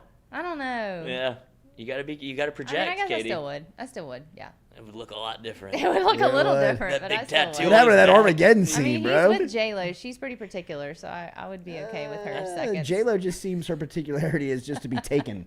Yeah. I mean, She just like, wants to come J-Lo, and go. can you just be single for a day? She cannot. Like, just try it. She cannot. She can't do it. Well, I think that's because if she's on the market, the people are. It's like. Just, I would like to play that game. Like, Yeah. I would No. love to see what happens to your DMs if you were single for 2 days. Who would Well, slide in? I think it happens even if she isn't single. I think he's yeah, that's fine. That's fine. Yeah, That's fine. But I'm talking about if 100%. she was on the market and you didn't have to. We don't need any more of that, do we? Kim Kardashian. Oh, well, what would get her is Pete Davidson. Totally. That's the only one She's left too on his old hit for him, though. list. No, he's got more. Oh, No, the you're Riz right, of because Pete Kate Cleaning Davidson. up, bro. Yeah. He How did Kate he upgraded? Beckinsale. He did. Rata. He Yeah. upgraded. She's hot. Hotter. Lloyd doesn't think she's as hot. No, as- well, as- you don't think her face is hot. It's got just the body is so She's good. It a kind of puts the face to, I think she has a beautiful face, but I understand Looks a where you're little coming mousy. from. She's a tiny little person with big boobs. And she put out a baby. You had She did. You had a baby. I can't believe you had a baby. I can't believe you had a baby. Is this happening right now? You had a baby? That's so Good cool. for you. All right, we'll be back with more of the Jordy Show me Culotta your Show, driven scar. and powered by Go Chevrolet. Open it up.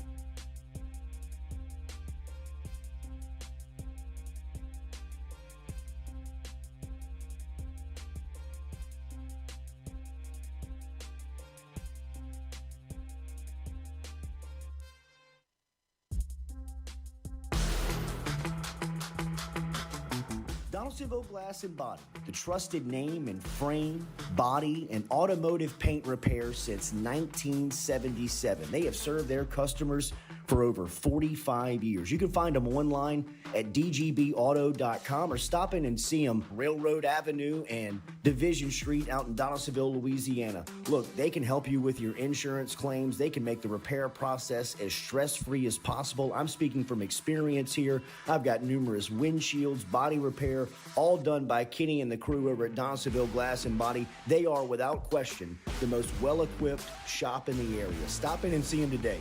Shop them online, dgbauto.com, or stop in and see the crew over in Division Street in Donaldsonville, Louisiana. Donaldsonville Glass and Body.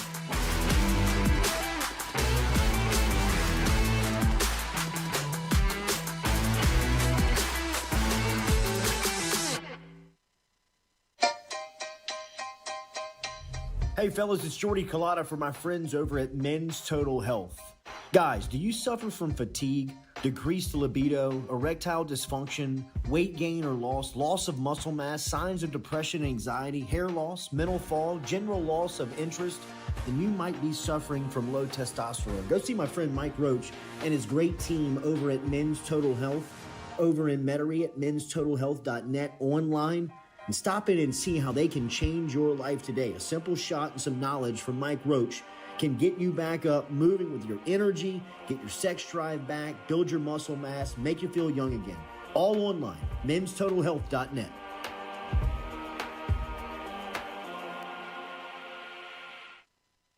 Red Stick Sports, a local staple in Baton Rouge to all sports fans, was founded back in 1981 and has remained a family business for over 40 years. Today, they still have the great selection on the floor, but they're also a leader in custom apparel for businesses, sports teams, and other groups. Take it from us, everybody over here at FM Digital Media. They help us out with all of our apparel. Let them help you out today. Go ask for Cody over at Red Stick Sports. Check him out online at redsticksports.biz. I was embarrassed about my smile. Are you unhappy at yours? Do you not smile back at yourself? I called my friend, Dr. Spillers, over at Johnson Spillers. He fixed my smile, and now everywhere I go, people are complimenting it after the work that Dr. Spillers and the staff did to my mouth. They can do it to yours. Get in touch with them. JohnsonSpillers.com. 2 locations, one in Gonzales, one in Baton Rouge. Easy to find them, JohnsonSpillers.com.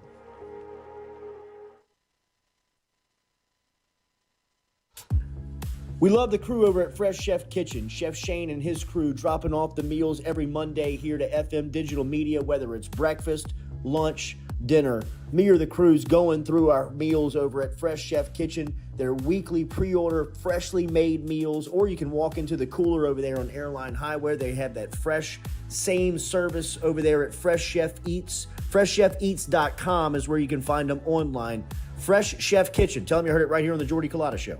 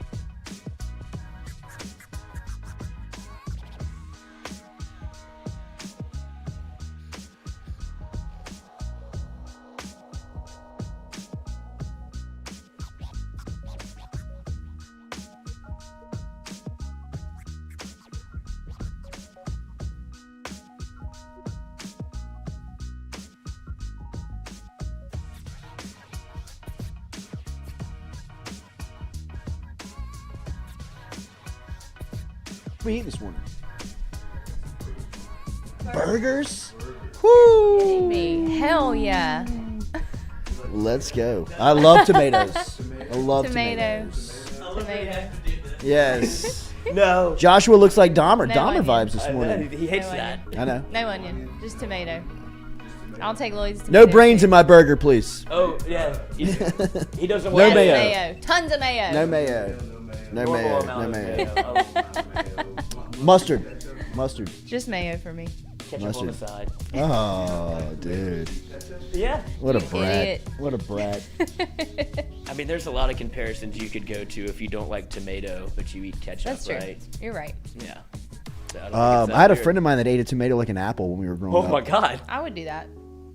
Have you Like- ever seen a? It was nuts. I mean, I'll eat a tomato. I mean, like it No, was. Katie. Imagine if you walked in and your buddy pulls a tomato out of his pocket, polishes it off, and just takes a big bite. I And would you're like, still do it. "Is that an apple?" He's like, "No, bro, tomato." I love a tomato though. You're like I do my too. mother. I do too, though. Yeah, just plain tomato. I think. I've seen the guy eat an onion. I think raw. a great app is cracker, tomato, mozzarella. What? Oh, Cracker, I thought you meant like tomato. an app. I was thinking A phone little drizzle app. and of- I was like, yeah, I thought cracker, so, tomato. tomato. And I Ketchup enjoyed over that, there. Jordy, that's good. a little That's good. Thank little you, drizzle thank of you, thank you. balsamic Yeah, on top. Uh-huh. Blake is here. All right. Let's go to our guy. Because we're talking about tomatoes. Why? All right, so we mentioned Blake Baker, right? Defensive coordinator at Missouri, which Missouri had a nice win last weekend versus Arkansas, closing out the regular season. Going to have a chance to go to a bowl game here coming up in the postseason as they will wait on the announcement come Sunday. Baker spent a year here at LSU. He's a New Orleans native, first off. He's a great dude, South Louisiana, knows the vibe, fits in great. Really thought he was going to be held over here at LSU. It didn't work out. He caught on at Missouri, and now he's got the Tigers on the defensive side of the ball. See, this is going to be a really problem. Well. He's going through. If you're going through your Bluetooth, you have to take it off your Bluetooth in your car. Okay, let's just reset. keep it down on me, and let's see if he can catch that. He should be able to pick that up. We have Coach Baker here, and we told you, hopefully once we get this audio thing figured out here with Coach, that he was the primary recruiter on Harold Perkins. Coach, we got you? Yeah, can you hear me? We got you, man. We got you. That's how you adjust on the fly, Coach. Little in-game adjustment right there. And he picked it right up. Coach, thank you for joining us. Good morning. Oh, no, Nate joined at the same time. Nate, get out of here. Nate, get out of here. Nate, go away. Sorry, Yeah, go. that's my fault, Nate. Leave, Nate. We'll be Leave. back. We'll be back, Nate. We'll be back. Nate Get out of looks here. so panicked. I see him up there. All right, Blake has to join again. Shit. All right. I'll tell him. Calm down. Everybody good. Everybody Nate's good. face and God his damn hand, it, he Nathan. threw his hands up like, what did I do? Good point's always Nate. That's Okay, Blake is back. all right, Coach. How we doing? We got you. Hell yeah. Look at this, man. Look at this. Bunch of in-game adjustments, and we're still flying. Good to talk to you, bro. Are you on the – it looks like you were cruising down the interstate. Is this safe? Do we need to do this at another time? This is safe. I'm good, man. We're headed to the airport, getting on the road recruiting. I'm actually headed down to South Louisiana, trying to get some Louisianimals out of there. Hell yeah. You know all about it, man. You know about it. Tell me about recruiting Louisiana. What's it mean outside of LSU? While you were here last year, obviously you dominated it here, but now – getting back out of the state and being at Missouri, what does Louisiana mean to recruiting in your program, at that program where you're at? It's huge. I think I've always enjoyed coaching kids from Louisiana. They're blue collar, they're tough, they're hard nosed. They love the game of football, and they're obviously really, really good athletes. So all those things combined, to me it's a no brainer. So. Trying to do our due diligence and get a couple guys out of the state this year and bring them up to Missouri. When did you first see Harold Perkins play? When's the first time you saw him play? First time I saw him live was his senior year. They played Cy Ranch, and it was funny, man. Whenever he never came off the field, wherever he played on offense, everybody in the stadium knew that he was getting the ball. And then on defense, they really had him as like a monster backer where he just stood about 8 to 10 yards from the ball and was kind of see ball, hit ball, and he did a hell of a job doing it. Was there – how real were the discussions of making him an offensive player? We talked maybe potentially about a package here or there once he got settled in on defense. But I would always tell people, he would probably be the best running back on our board if we were recruiting him specifically for that position. He's just a really, really blessed athlete, and even at the high school level, they put him out wide, and again, everybody in the stadium knew that he was getting the ball, and they double cover him at wide receiver, and he'd still come up with it. So he's a special talent. He's a guy that you put him anywhere on the field, I think he's going to have success. A couple of coaches told me up there when asking about him, Coach, the theme was that he's one of the most curious football players that they have met. He is always asking why, how, when can I get better? What were your discussions like with him just about football, and what did you think of his IQ of a football player while recruiting him? Yeah, I would agree with all that, especially, I really took notice to that when I had him in camp last year. We knew that he was going to be, as far as an every down inside linebacker, just not having ever done it before.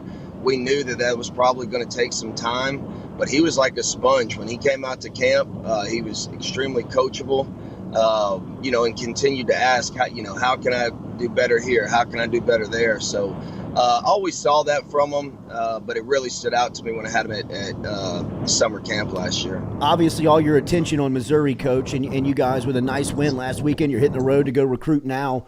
If you had a chance to just peek at LSU this season and watch him play, was there a sequence of play, a time in particular where you just said, there it is, there's everything I knew that was going to happen in recruiting playing out? Yeah, I mean, we obviously play in the same league, so we had some crossover games where we studied their tape of what they were doing against one of our upcoming opponents. But specifically the last game of the year was Arkansas, and he completely dominated that game. I think that's where he had the 4 sacks and 2 forced fumbles. But I got to give a lot of credit to Coach House too. I think he's done a really, really good job utilizing his skill set, not putting too much on his plate, and just letting his natural ability take over. But again, always knew he was going to be a special football player. But to see him, I'll be honest, to see him rush the passer and have the success that he's had from a technique and a skill standpoint has been really, really cool to see. Frank Wilson took over the recruiting when you moved on. You're obviously a South Louisiana guy.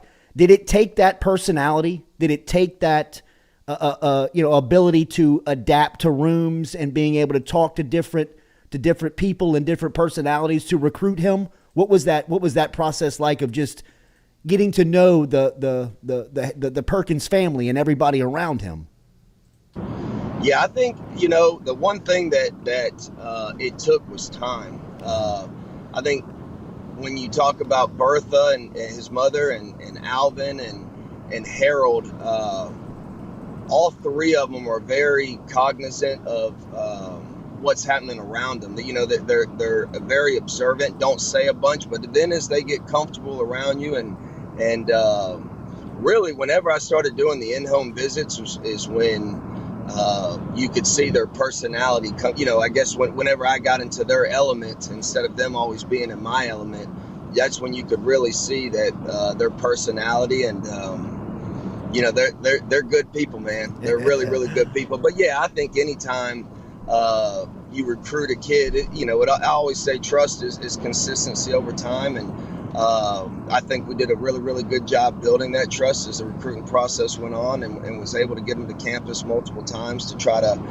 increase that trust factor. But again, once I went to in-home visits and went to his school, that's when I really saw his personality and really their entire family's personality start to shine. So it was a fun recruiting process throughout.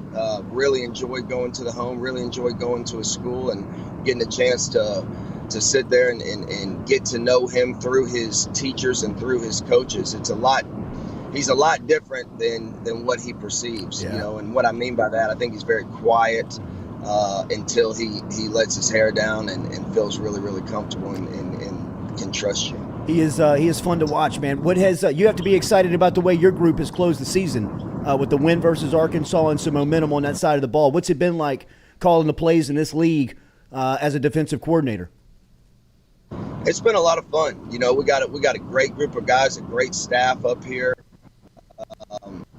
I thought the players really bought into what we were selling early on. Anytime you have that buy-in factor, obviously you have that success that we had, especially early on, that buy-in factor is going to grow, rather quickly. So I had a lot of fun, man. Obviously got one more game.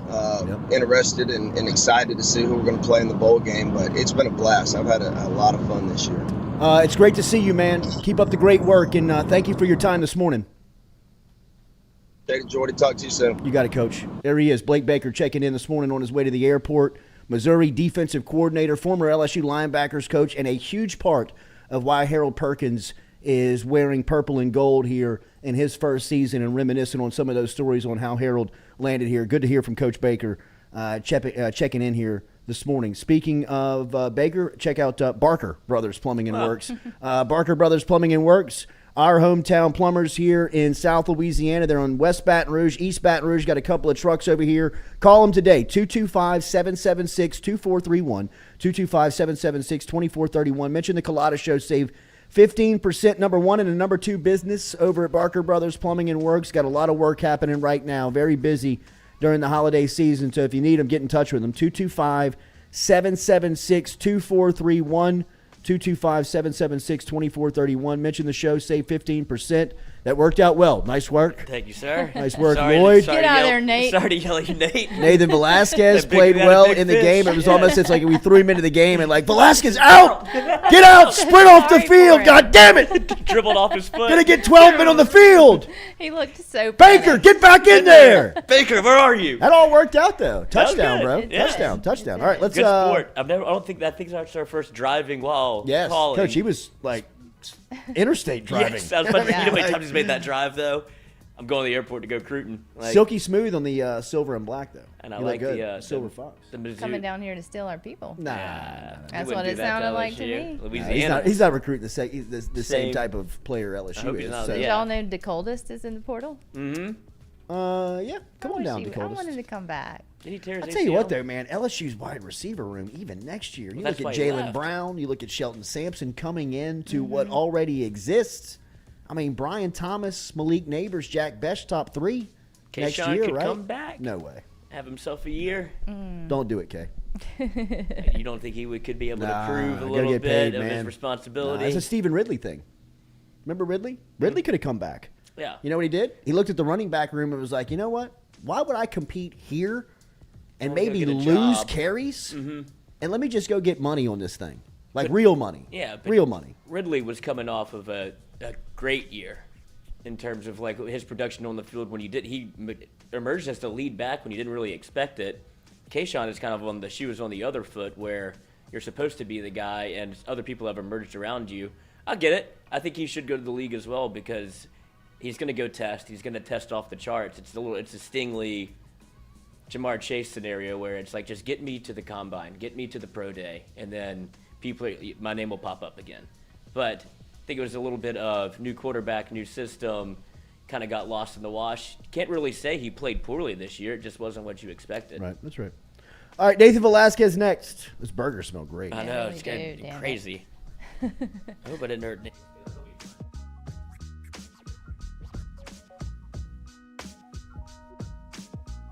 Southern Eye Centers, located at 6859 Jefferson Highway, right here in Baton Rouge, has been serving your eyes for over 40 years in the capital region. They offer friendly service in a helpful environment with the highest level of personal care to manage your eye health and vision needs. If you want more information, log online to southerneyecenters.com.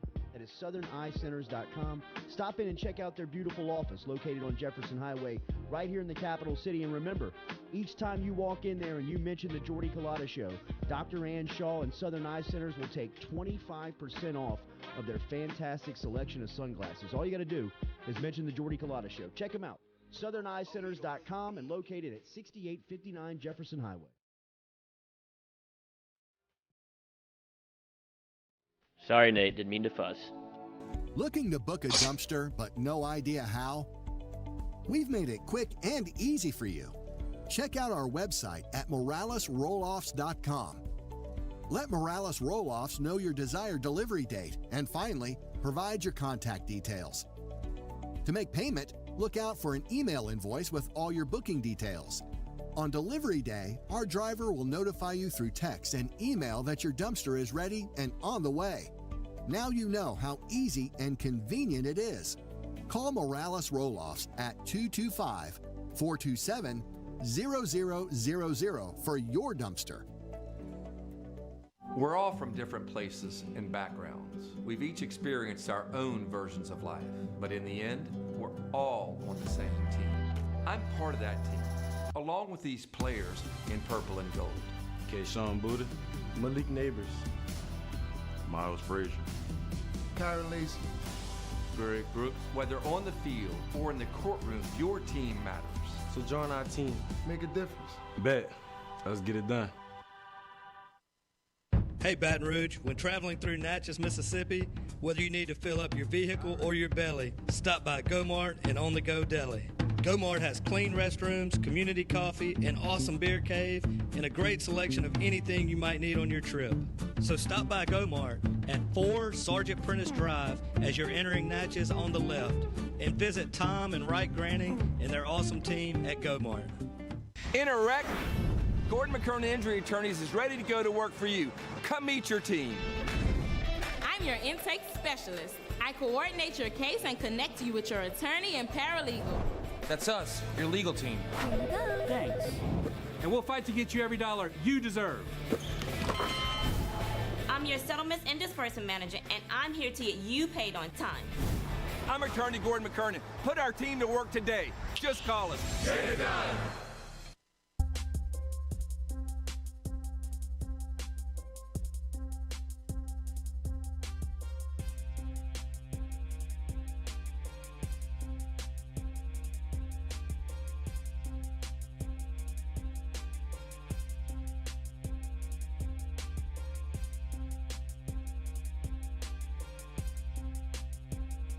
The Jordy Culotta Show, driven and powered by Go Chevrolet. Appreciate everybody for last segment. Blake Baker from the University of Missouri, their defensive coordinator. Good job by Lloyd directing traffic there. Nathan Velasquez. 6th man of the year. And a boy, Nate. Nate, you didn't take that personal, did you? No way. No chance. No, I could hear during the commercial, I heard Lloyd say, I hope I didn't hurt Nate's feelings. And I'm like, what? Don't talk like that. Yeah, right. Come on. Don't disrespect me like that, Nate. Nate's got thick skin. He's got New York skin now. That's right. Good morning, Nathan. No, I loved seeing, what was his name? Chris Baker? Was that his name? Blake Baker. I love seeing him, Blake Baker. I love seeing that he was in the car for the interview. I love that. That's my favorite thing whenever I have a Zoom with a client and then they're in the car and it's like, are we doing this right now? Like, are we? No, let's go. Let's have the meeting. It's like, make sure we're good. It all looked right, like you were just speeding down the highway for sure. We need to get you on the I subway. just want verbal confirmation that whatever happens is not my fault. Nathan, do you do the subway? Do you take the subway? Yeah. Oh, yeah. No, I enjoy taking this. Actually, the bus in the last 3 months, I've taken that more. The bus, I mean, when I got here, I was like, I'm not taking the bus. It's like, I just think of cats. It's like, I'm not doing that. Right. But the bus here is awesome. It's very nice. It's a sleeper. That's the way to go. You're talking about Cats the movie. Or at least the we're talking about cut. the terrible transportation system here in Baton Rouge. What's a worse experience, Cats the movie or the Cats transportation system in Baton Rouge? Watching Cats on Cats. Nathan, we were talking about Ben Affleck earlier. Affleck and Damon they're forming a production company, right? Tell me about this. They've been in partnership for so long. What are they doing now? Yeah, everyone kind of knows the legendary story now that they were the writers on Good Will Hunting, took them to the Oscars. They were little known at the time, and they formed a production company now called Artists Equity. And they're saying that the mission of what they're trying to do with this is to make movies the way that they haven't been able to be made in 20 years. They say since the 90s.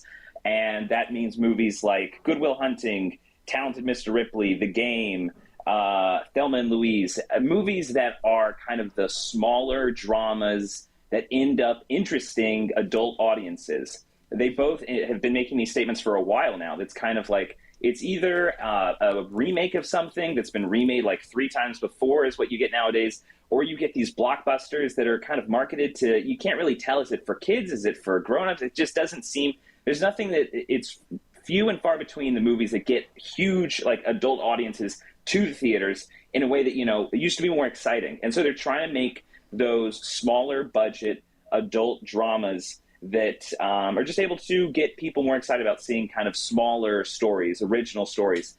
And they're saying the first movie they're going to make is going to be the creation of the Air Jordan brand. Poof. And they're hoping that comes out next year. What? So, yeah, I think that seems like a good play. I'm excited about it. They're starting small with $100 million. Sure. I know that doesn't, it doesn't sound small. But, in Hollywood, $100 million can go very quickly. And it can go very quickly if you're not successful. So that is not a ton of money for, 2 powerhouse actor, director, writers like that. So hopefully it goes well. I feel like, a story like that is probably a good place to start to get kind of audiences around the country interested. Do you have what's the type of respect they have in Hollywood circles from the production standpoint? Is this how they're kind of identified now? Matt Damon was kind of the two of them. Matt Damon was kind of the first one to get this kind of respectability as far as always being a producer, as far as wanting to trying to stay away from the huge kind of blockbuster, like just fun movies that are going to get the big checks. The only big one that he did like that was the Ocean's movies. And looking back at those are kind of I feel like we kind of relish movies like that. We don't really get stuff like that anymore. But at the time, that was the biggest like popcorn fare he did. And he kind of stuck to like, you know, the Bourne movies or something like The Informant, these kind of movies that aren't going to necessarily break the entire country wide open going to the theater. But it's just kind of like smart decisions for a character actor. And everyone kind of made fun of Ben Affleck. But then Ben Affleck is coming out with The Town and Argo. He's going to the Oscars. Like, he is now seen as, you know, I think he's gotten more respect as an actor. But he, I think, is kind of seen as the one with the, you know, his finger on the pulse of what is right and what's kind of going wrong with the industry. I think they're two of the only ones that kind of identify and, you know, actually say, hey, there's a spot in the market that we're not identifying. If this kind of train of, you know, billion-dollar franchise thing goes unchecked, we're probably going to lose a huge part of the market for a long time. I mean, you hear it when a lot of people say, oh, movies, you know, they don't tell the stories that they're supposed to tell, you know, and a lot of things fill that void of complaints of what's going on in the movies. And I think they are two that are seen as like, they're criticizing the industry, but they're not just kind of like trolling the industry. They're actually trying to do something better to improve it. So we'll see if it works, but I think they do hold that spot. We have talked about Avatar on this segment a couple of times now, and I've seen that the budget has finally been released. What'd you make of that? Everyone was thinking it was like around $200 million. But it turns out now they've released the numbers. It's like $400 million to make this thing. Almost $500 million to get this thing just in the theater, just to market it, get it in the theater. And I'm excited for Avatar 2, kind of in you know, what we have been talking about with that movie. It's a sincere movie. It's a very original movie. It's very eye-roll inducing at times, but it's a spectacle. It's wild that it costs $400 million, though. That means it's going to have to make about $1 billion to break even. So we'll see if it can do that. It has to make $2 billion to really kind of show everyone back at the studios that it's worth continuing. But James Cameron then said, like, right after the budget was announced, he announces, I've got 6 and 7 outlined. It's ready to go. We're going to number 7. And how much money do you need, Jimmy? I don't know. It's these filmmakers like James Cameron, like Steven Spielberg. You know, Steven Spielberg, just on the Transformers movies, makes like $20 million a year. If he did nothing, he's getting a $20 million check for just producing those movies. Megan Fox. And so I don't know with these filmmakers who are still like, I got to keep going. I got to keep it. But hey, I mean, like, respect for James Cameron. Motivation? I know. I mean, I'm going back to Tahiti. Respect to. For God's Is this sake. like I'm sorry. Is this when like a passion project turns into like a real moneymaker and like he actually enjoys making Avatar? Why does it cost so much? Isn't it just graphic design? That's what I want to know. I mean, you think about it. The entire movie is animated. CGI, essentially. Yeah. Like it's an entire animated 3-hour epic, and he, you know, created a whole language for it. They talk about how it's more like so lame. So many, yeah, Nerd. exactly. Seriously. So many movies. It's about spending $100 million just to get everything done in 30, 45 days on the set. James Cameron is kind of like, it's going to take a year. And then he goes back and says, it's going to take another 6 months. And it's like, dude, that's so much money. What are you doing? But then he's like, hey, yeah, what's going to be on the screen is what I want. And it took, 7 years. And that means that it took however many hundreds of billions of dollars every year to keep going and keep the lights on. I mean, making a movie is like having a small country, essentially. You have doctors on set. You have graphic designers working constantly. James Cameron comes in and is like, that's shit. And it's like, well, it took 3 months. What are we doing? Well, you're employed for another 3 months. Oh, making it that on purpose. Yeah, it's wild. What is other than, I guess, the special effects and the way the movie is presented, the story of Avatar isn't even good. Like, it's a classic love story times battle for land. Like, everybody does this in every movie ever. It's not original at all, other than what, I guess, the CGI. Like, I don't get the appeal at all. I don't either. And I'm going to see it. Dances with Wolves with Smurfs. Right, and now they're battling underwater. Like, classic. Cool, James.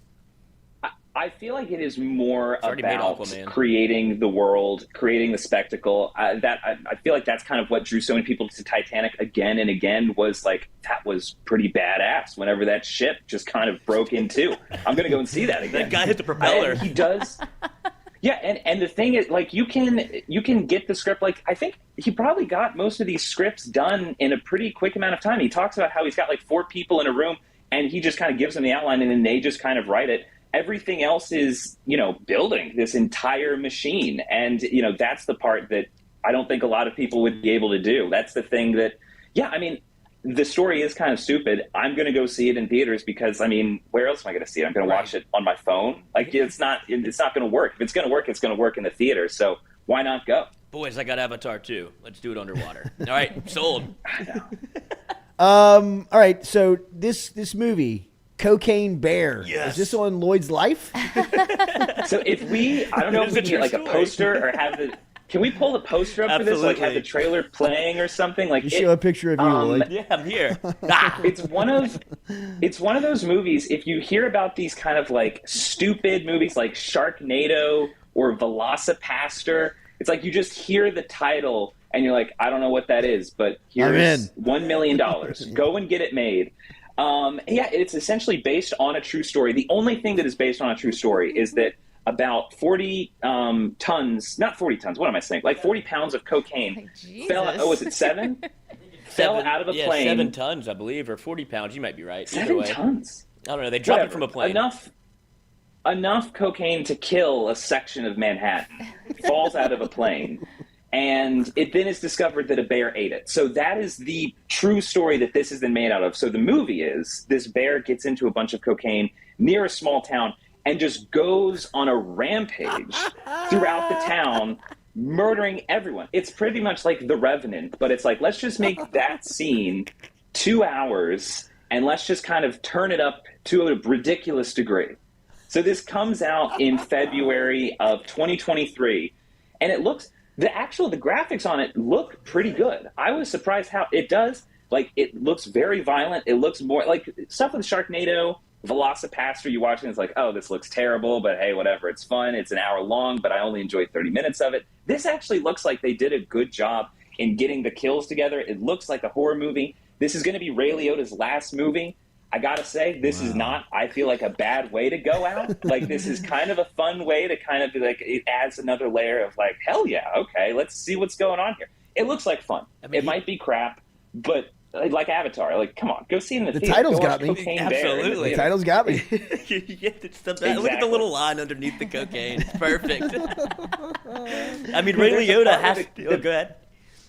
No, the bear is like walking towards someone at one point, and there's like a little bit of cocaine on the floor, and the bear like goes down and just sniffs it up and then keeps walking further. Like, it's like, what is this? Like, of course you got to go see this.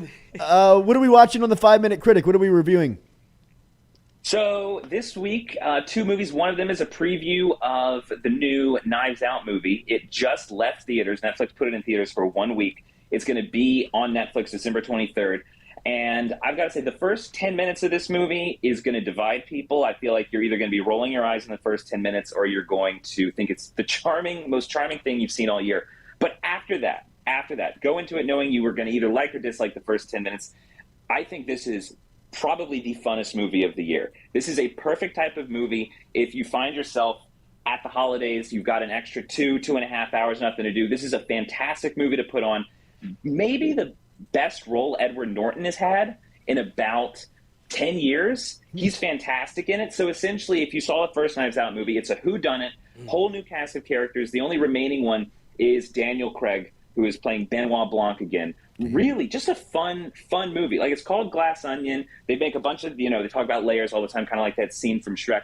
But this movie, the plot is very much like that. You are going in a bunch of different directions, and there are tons of times you're like, oh, this is smart. I see what they're doing. And then it goes in a totally opposite direction. It's like, geez, it's fun. It's a very fun time. The other movie we're talking about is The Menu, the new thriller, kind of horror thriller from Adam McKay and Will Ferrell, of all people. And I will say there's a fantastic performance in this from Ralph Fiennes. Again, maybe one of the best things Ralph Fiennes has done in a while. Kind of like this creepy captive of all these rich people. All these rich people are going to this kind of dinner that costs like, I think, $2,000 a plate. And it's a type of stuff where it's like you get some foam on a rock and then they're supposed to say, oh, it's fantastic. And so it ends up being, they're capturing all these people and they're kind of slowly revealing what they're doing to kind of torture them. I would say it's kind of got the same type of feel as Glass Onion. Kind of like a what's going on here? What are we really playing at? Where is this going? You're kind of figuring it out in a fun way. It's a little creepy, a little shady.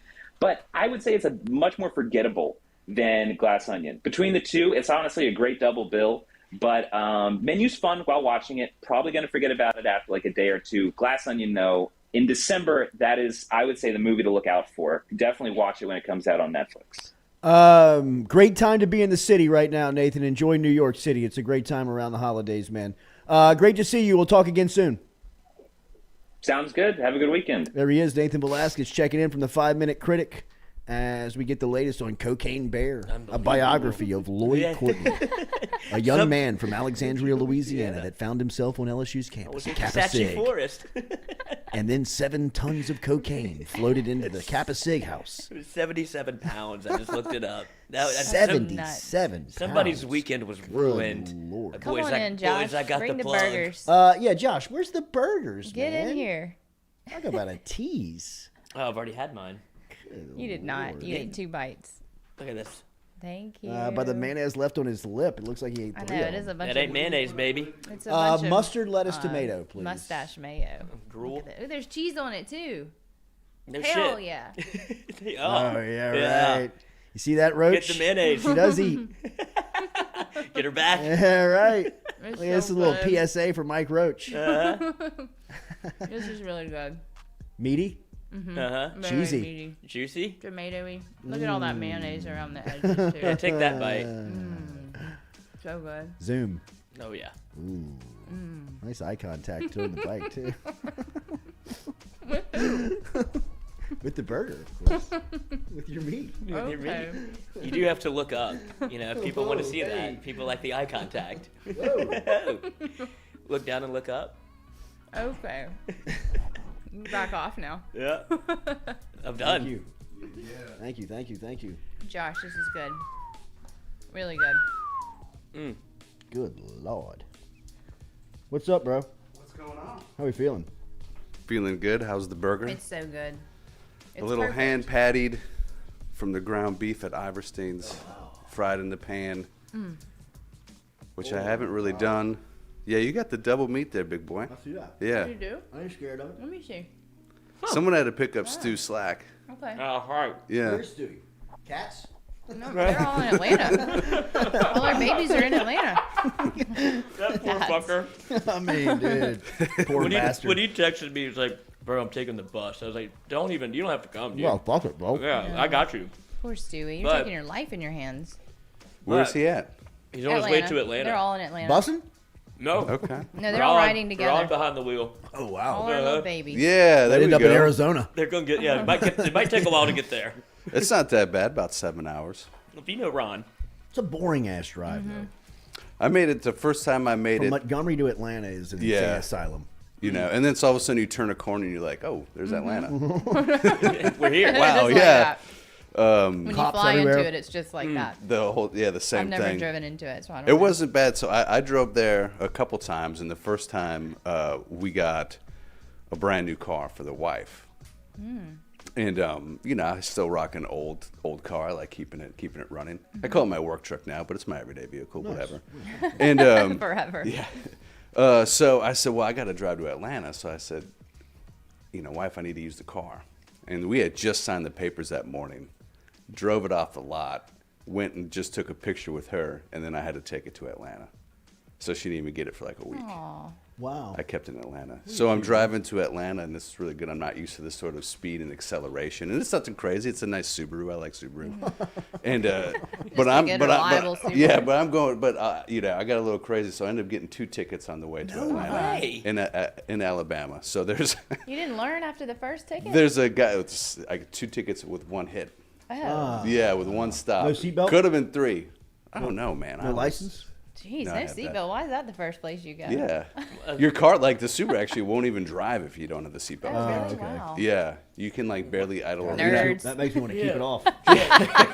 That's when you do the buckle behind the back. Behind the back. Now I'm just being defiant. Fuck your rules. So Yeah, I'm I don't know what road it is. I'm driving. I'm in Alabama, and it's, you know, someone's in the left lane and they're moving really, really freaking slow. And so I'm kind of, you know, hey, let's go. Oh, well, Dale You know, Earnhardt. let's go. The wow. Intimidator. And then I noticed. I said, man, look at this guy. This looks like gray Tahoe. Looks like it's about run down, and it's 2-toned. I was like, these rednecks. He's got a red hood and a gray style. What a jack, you know. And all of a sudden he slows over, lets me by. And so he gets behind me. I said, okay. Push the lights? Keep it. No lights. Follows me for about 4 miles. Then hits the lights. No way. Wow. What a dick. So he pulls me over. I said, so this is like the state troopers in Alabama of like two-tone Tahoes, FYI. But he didn't have markings on the car or anything? I was having a good time. I was on my way to film a movie. I had the Right. jams going, the windows down. I probably It probably did. Probably had lights on top and everything. Yeah. He had lights on top or the one on the dash. Where he And slams it takes down. and puts The it old on school. I noticed it. I pull over and he's just You son of a yeah. bitch. There's no like sympathy or anything, license, registration. Oh shoot! And we had just rolled it off the lot, so I'm like, I don't even know where any of this stuff is. You know, having to check, pull everything out of the glove department. Finally, give it to him, and he said, Not even registered. He said, "Here we go. Clocked you in at 90, go in a 70." I like moving on the freeway, and I think you should be like the Autobahn. You can go as fast as you want. yeah. Why? Why not? You know, and he said, and then I got you for tailing because you tailed me for quite a while. Yeah, so I got those two, and he said I should have given you. I think there was one other one. Reckless. Oh, he did. No, he did. He wrote me for no registration because I couldn't find it. And so I was able to get out of that one because it's registered, which I never get because I'm like, why do you write the tickets for no insurance, no license? You clearly have the computer that says I'm like freaking licensed and insured. Right. And back 10, 15 years ago, they didn't have that information to tell whether or not you were insured. Now they can pull you over and it's all your information. It's like, yep, it's valid. He's insured. It's this vehicle lines up, everything, boom. But you still got to come and be like, where's your registration? Yeah. It's like, get out of here. The orange sticker. And we had and 2 years without getting that sticker on the Subaru. What's the orange sticker? No insurance. Oh, they put a sticker on you They if you don't used have to. insurance, Oh, really? I don't know about that, but I'm like I don't like the. It's like a scarlet Inspection letter. sticker? I don't like the look at this inspection sticker. jackass. Yeah, right. Yeah. And so I went 2 years. We went 2 years, and finally my wife got popped for no I inspection always forget sticker. mine, too. Yeah. They call that a brake tag here, I think, right? No. The What? brake tag is on the back. The inspection sticker Yeah. is up front. Well, what's a brake tag? think Where the- on the Gotta back? get that too. I think the brake tag is on the license plate. I don't know. Yeah. One day I'm going to run for I need governor, somebody and in the chat. sole thing is going to be getting rid of inspection stickers. Okay. Oh man, you got my vote. You got my vote. If anybody can get rid of a ticket, please help me. Yeah. I've got a no Are registered you still ticket. working on that? East I Baton thought Rouge Fancy helped you out. City cop City cop got pulled over by a lady cop. from the city though. Lady cop. No, it was. I believe so. I mean, he was a real piece of work. Hands. Loved his job. Hands in the vest. And I was trying to tell him I got pulled over for speeding in the neighborhood. Probably And, walk up to you like, yeah, look at this slap motherfucker. dick. I'm gonna pop right. him. Yeah, right. And I was You, like, pull go over. Exactly. He was standing in the road, and I was going. It was 28 and a 25. What? And I was like, he pulled me over. He goes, yo, whoa, and like scooted me off. And I was like, what's up, man? Like, whoa, what's going on? He's like, bro, you're speeding. And I was like, there's no fucking way. I just started my car. Like, I'm in my own neighborhood. And like, I literally pressed the gas and get you out the car. I was like, whoa. No I thought way. something had happened, like on the road. I'm idling, bro. Yeah. And so he pulls me over, and I'm like, where I pull out of, there's no speed limit sign. Like, it doesn't start yet until I go further down. And I was like, I looked behind me, and I was like, officer, there's no sign telling me how fast I should be going. He goes, hey, buddy, I'm not here to argue. I go, oh, fuck. And I was like, yep. And then he starts looking, and he's like, your car's not registered, huh? And I was like, I don't know. He's like, I have no clue. I just got the thing. Oh, this guy, I'm about to have a field day So, on you, yeah, son. I know. I got He like was 3 waiting for tickets. you. Yeah. Waiting. He was waiting. I think He'd they been probably, watching you. that neighborhood watch might have gotten me. Yeah. He'd been Watch this watching you. kid. This punk Yeah, ass. watch this kid. Thinks he owns Are the we place. have we recovered? Are we over What? the last weekend? Oh, yeah. We are. Thanksgiving? We're moving on. Yeah. We're in the SEC A&M. championship. Oh Yeah. yeah, bro. What? That's in. Yeah. You go week to week with these things. You can't let it hang over your head. Yeah. You sulk for 24 Well, hours. well, I know. Yeah, that's true. And I mean, I've always talked about that's the biggest thing I've been able to do as I've gotten older is let go as a fan. But I think it was like at 24. It was a rough 24 hours. And I went to bed fine, and it was kind of like. Went to bed. I think it was just. The letdown. Somebody, I think you said it on the show this week, and it was like, with what happened, man, 9 wins. Oh, dude. Fantastic. Great wins against Alabama, Mississippi State, Florida, Ole Miss. Like, some really great wins, fun season to watch. You know, and I was thinking 6 or 7 at the spring game, and I think I sat in this chair and said 3 after we got beat by Free Shoe University.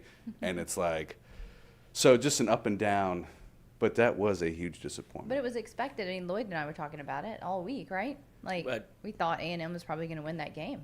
Oh, yeah. I mean, they really wanted that game. I thought it'd be closer. I said, you know, hopefully we can escape. This can be They like don't fumble in the third quarter.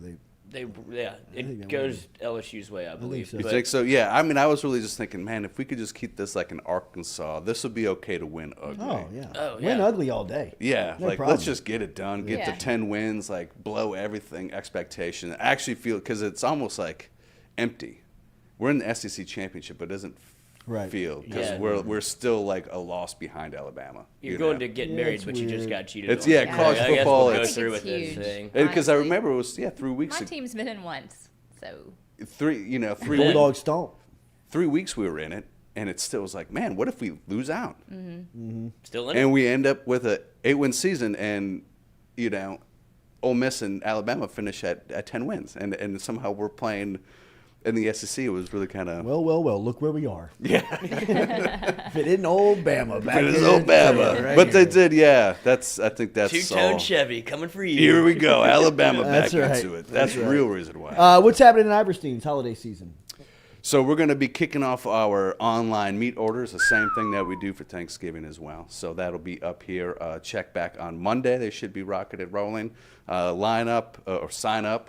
Log in is actually what I mean. Log in, iversteinfarms.com, and there you go. We have a whole menu up there. So we do sides just like we did for Thanksgiving, a lot of the same stuff. But we expand more for Christmas as far as like whole tenderloins and prime ribs and bone-in prime ribs and Frenched and like all sorts of stuff. So if it's something really kind of fun that you want to look forward to for this Christmas holiday season, we can get you covered. Can you get it early for like if you wanted to cater a Christmas party? Absolutely. Yep. Okay. Mm-hmm. Nice. And we always take reservations. If we're, if you're not, sometimes I don't know how to work the internet still. But we always take over. We always take over the phone call. Everything's easier.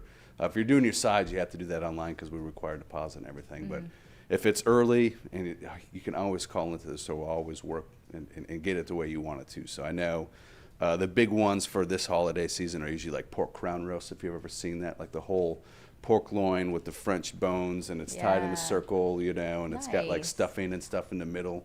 We do things like that. Porchettas were the big ones, the whole pork belly rolled, and so we do all that stuff. Tie it, French it.